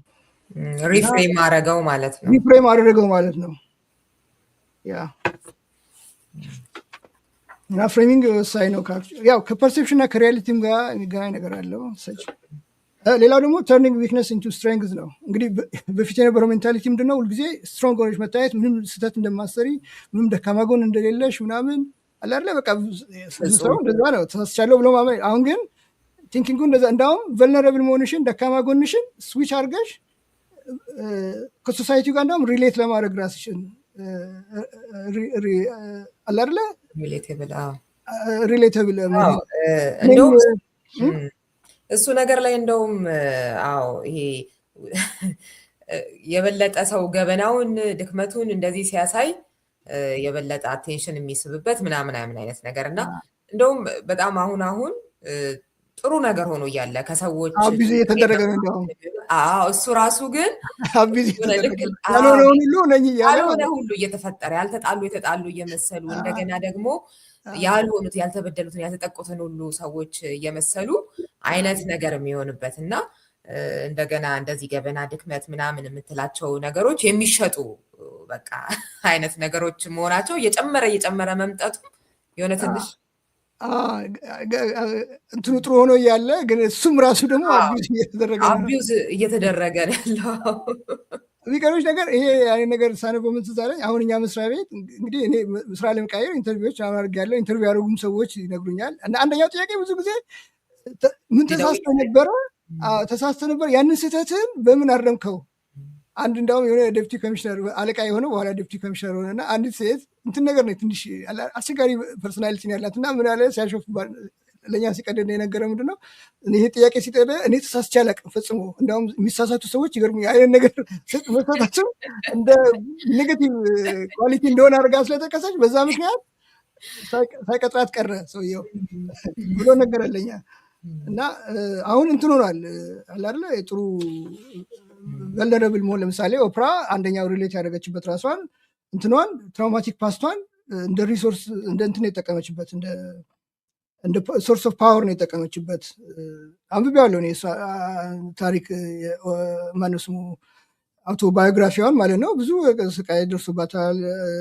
9 ዓመቷ ሆና የተደፈረችው ምናምን እና ያንን እንግዲህ አላለ ተሸማቃ ተደፈርኩኝ ብላ ምናምን አፍራ ዝም ከማለት ይልቅ መደፈሯን አውጥታ ሌላ ሰው በመናገሯ እንዳውም በቃ ሂማን ነች ሴት አላለ ሰብአዊነቷን የሚያሳይ የሚል ድጋፍ ነው ያስገኝ።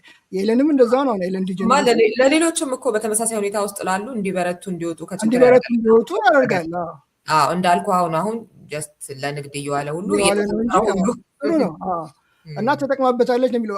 አፍራ ምናምን ተሸማቃ ምናምን እንዴት የደፍሩ እንዴት አደባባይ እናገራለሁ ከማለት ይልቅ ያንን ቨልነራቢሊቲዋን በመጠቀሟ ጠቅሟታል። እንትን ነው። ባራክ ኦባማም እንደዛው ምርጫው ጊዜ ለምሳሌ እንግዲህ ዋይት ዶሚኔትድ የሆነ ዓለም ነው። አሜሪካም እንደዛው ነው። እሱ ግን ባይራሽያል ነው። ያንን አሁን እሱ ለምሳሌ ወደ ነጭነቱ ብቻ እያደላ እናቱ ላይ ብቻ እንዳውም ታሪኩን አመበሹ ከሆነ ያደገው አያቱ ጋር ነው። ምንም ጥቁር ቦታ ዞር ብሎ አያውቅም። አባቱ በ10 ዓመቱ ነው ምናምን ያየው አይቶትም አያውቅም። ከፈለገ እንትን ማለት ይችል ነበር። የነጭ ሳይዱን እያጎላ ማድረግ ይችል ነበር። ግን የጠቀመበት እንደ አላለ ያንን ከፐብሊኩ ሜንታሊቲ ውጭ የነበረውን አላለ ባይራሽያል መሆኑን እንደ አድቫንቴጅ ነው የተጠቀመበት፣ እንደ እንትን ሳይሆን ያ ጠቅሞታል ነው የሚለው። በተለይ በሌላው ሶሳይቲ ማለት ነው፣ ነጭ ባልሆነም ሶሳይቲ ይሁን በነጩም ቢሆን እና ዊክነስን እንደ እንትን ማየት ነው ይላል። ኦባማ ነው ከብራንድም አንጻር ያነሳዋል አይደለ? ተስፋ አንድነት ለውጥ ምናምን ላይ ሊስኒንግም ላይ ያነሳዋል። አዳማጭ ነው በጣም ምናምን በብዙ ቦታ ላይ ይጠቅሰዋል ኦባማ ፖዚቲቭ እና ፕራክቲካል አፕሊኬሽን ዊክነስን ሊቨሬጅ ለማድረግ ምንድን ነው የሚለው? አንደኛው ኦን ዩር ስቶሪሽን ኦን አድርጊው። በቃ ኢትስ ዩር ስቶሪ ዶንት ዲናይ ኢት። አትካጂው። በቃ የሆንሽው ነሽ፣ አትካጂው ነው። ከዛ ዊክነስን ሪፍሬም አድርጊው አላለ ለሶሳይቲው በሚጠቅም መልኩ ሪፍሬም አድርጊው። ከዛ ኢምፓዚ ቢውልድ አድርጊው። ኢምፓዚ ማለት ምንድነው? ሌላው ሰው አንቺን በእሱ ጫማ እሱን በአንቺ ጫማ ሆኖ እንዳይሽ ቢልድ ኢምፓዚ ይላል። ከዛ ሰፖርት ማድረግ ከፈለግሽ ደግሞ ሰፖርት የምትፈልግ ሆነ ሰፖርት ፈልጊ፣ ሲክ ሰፖርት ይላል። ከዛ ኮሚኒኬት ኦፕንሊ በቃ እንደዛ ነው። እንትንሽን ቨልነራቢሊቲሽን አዘ ፓስ ቱ ፓወር ለመጠቀም ማለት ነው። እንግዲህ አቢዩስ የሚያደርጉትን አይመለከትም።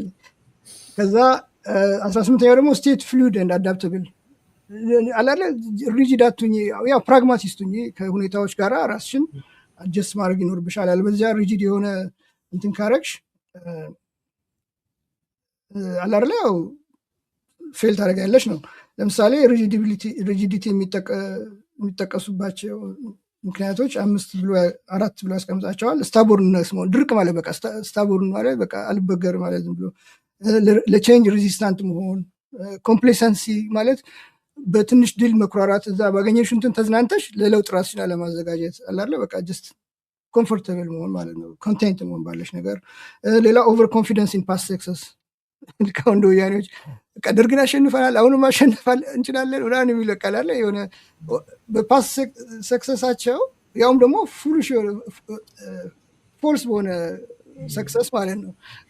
ከዚህ ቤት ከአንቺ ጋር ከማን ነው ከጴጥሮስ ጋር ስነጋገር አንስቼዋለሁ። በተለያየ ፋክተር ነው ደርግ የወደቀው እንጂ በእነሱ ጀግነት ግን ራሳቸው እንደ ጀግና አግረው ቆርጠው አሁን ጉድ የሆኑት ባለፈውም ጦርነቱን እናሸንፋለን ብለው ያው የተሸነፉት ማለት ነው። አሁንም እንደገና እናሸንፋለን ብለው ተስፋ የማይቆርጡት አሁን ደጋግሞ እንደገና ጦርነት ያሉ የሚያስፈራሩት በዛ ፉልስ እንትን በፓስ ሰክሰሳቸው ኮንፊደንሳቸውን ይዘው ማለት ነው። በቃ አንዴ ደርግን የሚያህል የአፍሪካ ጦር አሸንፈናል አሁንም ማንም አጀስት አላደረጉም ከሁኔታው ጋር።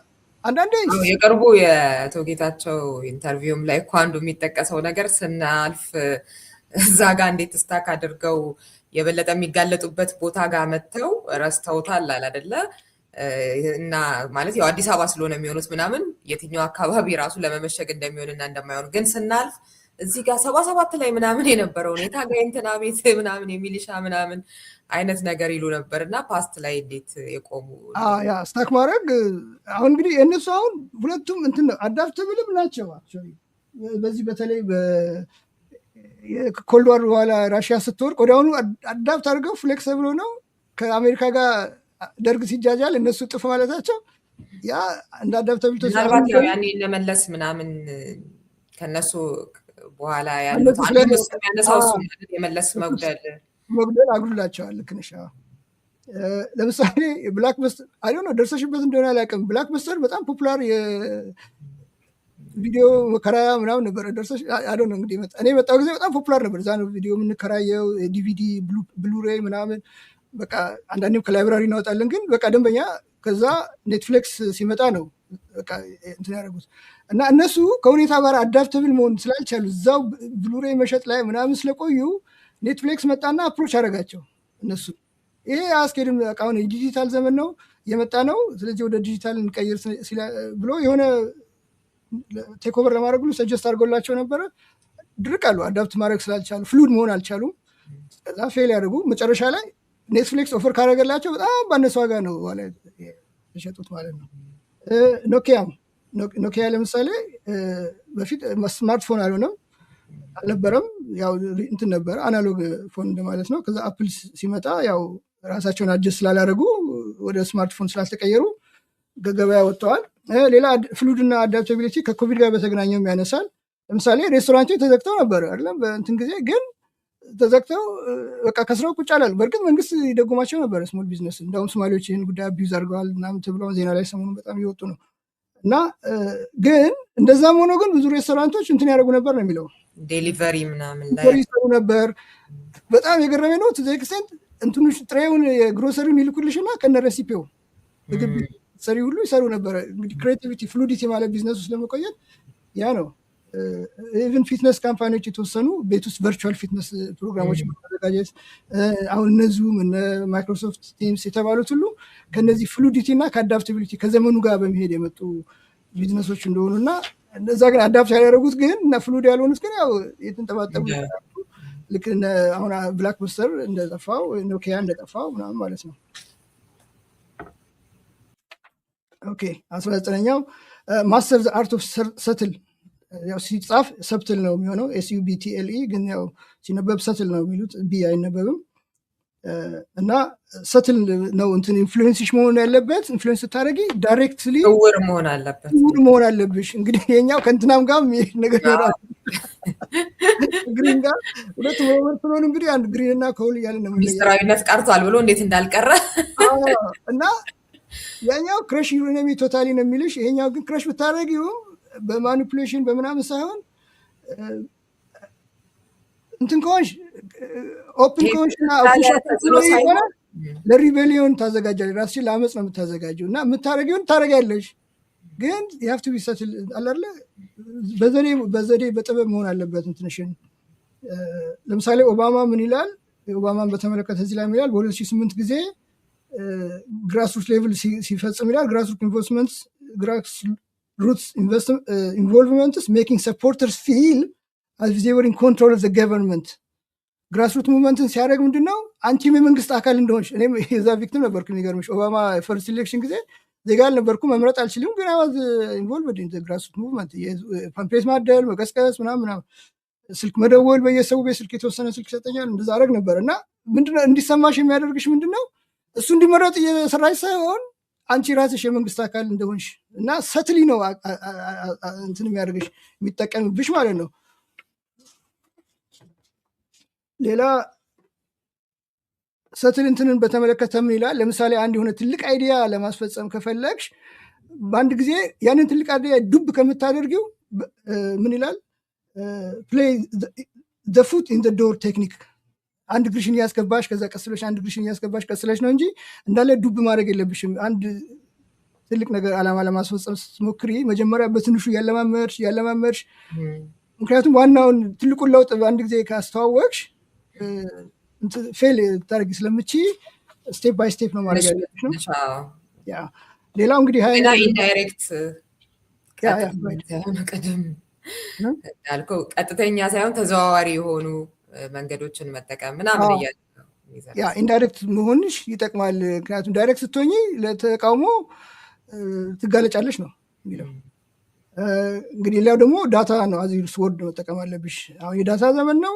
ዳታ ነው እንትንሽን አላርለ የማሸነፊያሽ መንገድ ዳታ አናላይዝ በማድረግ ከዛ ዳታ ድሪቭን የሆነ ውሳኔዎችን ምናምን መወሰን ያለብሽ። አሁን ብዙዎቹ ለምሳሌ እነ አማዞን፣ እነ ፌስቡክ፣ እነ ጉግል፣ ኔትፍሊክስ የመሳሰሉ ጠቅላላ እንትናቸውን ቢዝነስ ላይ ያው ፕሪቬል ሊያደርጉ የቻሉት ዳታ መጀመሪያ ዳታ ኮሌክት ማድረግ አለብሽ። ከዛ ዳታ አናላይዝ ማድረግ አለብሽ። ከዛ ደግሞ አክቲንግ ኦን ኢንሳይትስ በዛ በዳታው መሰረት ነው አክት ማድረግ ያለብሽ። በዛ መልኩ ካሄድሽ ያው ቀሊጦተኛለሽ ነው ማለት ከስተመሩም እንደሚፈልገው ምን አይነት ከስተመሮች ናቸው ምን የሚፈልጉት አላለ በየሴግመንታቸው አናላይዝ እያደረግሽ አድሬስ ማድረግ ይገባሻል። አሁን የዳታ ዘመን ስለሆነ ዳታ ሳትጠቀሚ ፓወርሽን ሜንቴን ማድረጋችም ነው። ብዙ ምሳሌዎችን ጠቅሷል። የኦባማን ኤሌክሽን ተጠቅሷል። የአማዞንን፣ ፌስቡክንም፣ ጉግልንም ብዙ ምሳሌዎችን ጠቅሷል። ያው የዳታን ኢምፖርታንስ ነው የሚያወራው መጨረሻ ላይ። እንግዲህ አሁን ባወራኋቸው ዘላስት 6 or 7 ላይ ሀሳብ ካለሽ እና በጀነራሊ በአጠቃላይ የአሁኑን ኮንክሉድ ለማድረግ ቆንጆ ቆንጆ ጉዳዮች ተነስተዋል። በክፍል 2 ደግሞ የቀሩት ላይ እንመለስባቸዋለን። እንደ አንድ ነገር ብቻ ለመጨመር ያህል ይሄ ምንድነው የምናውቀው ነበረ አይደለ? በፊት ማተር ያደርግ የነበረው ምንድነው የምታውቀው የእውቀት ጉዳይ፣ ከዛ ማንን ነው የምታውቀው ወደሚል ነገር ተተካ። ነው ሳይሆን ሁዩ ነው።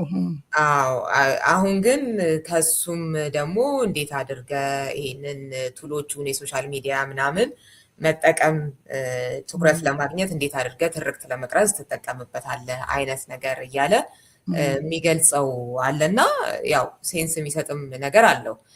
እንዴት አሁን በተለያየ ጉዳይ ስኬታማ የሚባሉ ሰዎችን ስታይ አንዳንዴ ሁለቱንም ያን ያህል ምንድን ነው የሚያውቁት የሚለው ጭራሽ አያውቁም ምናምን ሳይሆን ብዙ ያልሆነ ማንን ነው ምናምንም ከሆነ ፓወርፉል ከሆኑ ሰዎች ጋር ማታገናኛቸው ግን በደንብ አድርገው ይህንን መጠቀም የቻሉ ሰዎች እንዴት ስኬታማ እንደሆኑ የምታይበትን ነገር እሱን ልጨምር ብዬ ነው።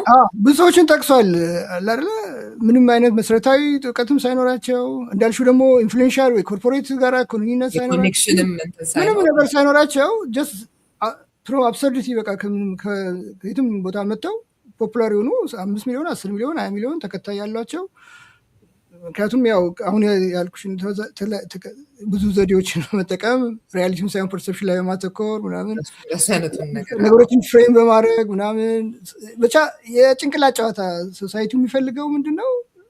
በቀደም ያልሽው ዳታውን በደንብ አሁን መጨረሻ ላይ ያልከው ነገር የማግኘት ማን ምን ይፈልጋል ምናምን አይነቱን ነገር እሱ ላይ የሚሰሩ ሰዎች ያው እሱም በተወሰነ ደረጃ ማወቅ ማንበብ ምናምን ሰውንም ምናምን ሊሆን ይችላል ግን ያን ያህል ጥልቅ የሆነ ነገር ማትላቸው እነዚህ አይነት ነገሮች ላይ በቂ የሆነ ነገር ያላቸው ሰዎች እና በደንብ መጠቀም የቻሉ ሶሻል ሚዲያው ምናምን እንዴት አድርገው ምንድነውና ማን ነው የምታውቀው ምናምን የሚለው ነገር ያን ያህል ባልሆነበት ሁኔታ አሁን እኮ በቀደም ያልሽው እኮ በጣም ትልቅ እንትን እኮ ነው በአማራ ሊቃንና ከፋኖ ጋር ያላቸው ግንኙነት ምናምን ባነሳሽው ላይ እነዚህ ሊቃን የሆኑ ሰዎች መምራት ሲገባቸው እነሱ ሊድ ማድረግ ሲገባቸውና የሆነ አላላ ወደ ፖዚቲቭ ሳይድ እነሱ እየተመሩ ነው ጭራሽ ሪቨርስ ነው የሆነ ይሄ ደግሞ የመጣው ከምንድነው አሁን ከምናወራው የኔትወርክ ዘመን በመሆኑና የኢንፎርሜሽን ዲሞክራታይዝድ በመሆኑ ኢንፎርሜሽኑን ኮንትሮል የሚያደርገው በቃ ጀስት ማንም ነው ኤኒበዲ ነው እና እነዚህ ሰዎች የተሻለ እያወቁ የተሻለ አሳሰብ ያላቸው ምናምን ግን ኢንፍሉዌንስድ እየሆኑ ነው በዚህ ሶሻል ሚዲያ ግን ለዛ መሆን አልነበረባቸውም ራሳቸው ቅድም በተነጋገር ነው እንትን ቫልዩያቸውን ሴት አድርገው የኔ ቫልዩ ይሄ ነው ከቫልዩ ውጪ መነዳት የለብኝም ይሄን ቫልዩ እንዳውም ሌላው ሰው ላይ እንዲሰርጽ ነው ማድረግ ያለብኝ ምናምን ግን ኢሶ ቻሌንጂንግ የሚገርምሽ አሁን ያለው ሁኔታ ሶሻል ሚዲያ አግዳሚ ወንበር ነው ምናምን ሁሉም እኩል የሚሆኑበት ነው ይባላል ስታዩ ብዙ ጥሩ ነገሮች እንዳሉት አሁን ያነሳል የአረብ ስፕሪንግን ያነሳል ብዙ ፖዚቲቭ ነገሮች ያመጡ ነገሮች እንዳሉ ሁሉ የብላክ ላይፍ ሙቭመንት ሶሻል ሚዲያ ባይኖር ሰክሰስፉል ላይሆን ይችል ነበር ሚቱ ሙቭመንት ምናምን ፖዚቲቭ እንትኖች ያመጣዋል ግን ኔጋቲቭም ደግሞ ብዙ አሁን ለምሳሌ በኢትዮጵያ ኬዝ አሁን ባለፈው ደድቡ ምናምን ያሉ የሚቀሰቀሱ ልጆች ከሸፈ እንጂ በጣም አደገኛ አካሄድ ነበረ ገብቶሻል ደድቦ መታወቅ ነው የሚያስፈልገው ምናምን የሚለው እንትን ኮንሴፕት ባጭሩ መቀጨቱ ጥሩ ነው ምክንያቱም ወጣቶች ላይ የሚፈጥረው በጣም አደገኛ ኢንፍሉዌንስ ሊያመጣ ይችል ነበር እና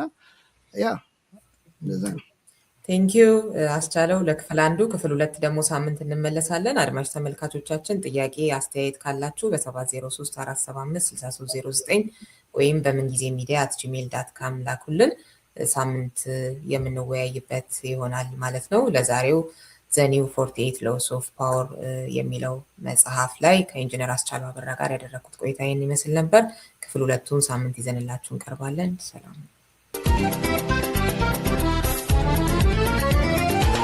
ምንጊዜም ሚዲያ የዕለቱ ጉዳይ ከመጽሐፍት ገበታ ከአድማጮች መድረክ መስታወት የቅዳሜ ወጎችና የተወልደ እንግዳ መደበኛ ዝግጅቶቻችን ናቸው 703-475-6309 ስልካችን ምንጊዜም ሚዲያ@gmail.com የኢሜል አድራሻችን ነው ሰብስክራይብ በማድረግ ቤተሰብ ይሁኑ ምንጊዜም ኢትዮጵያ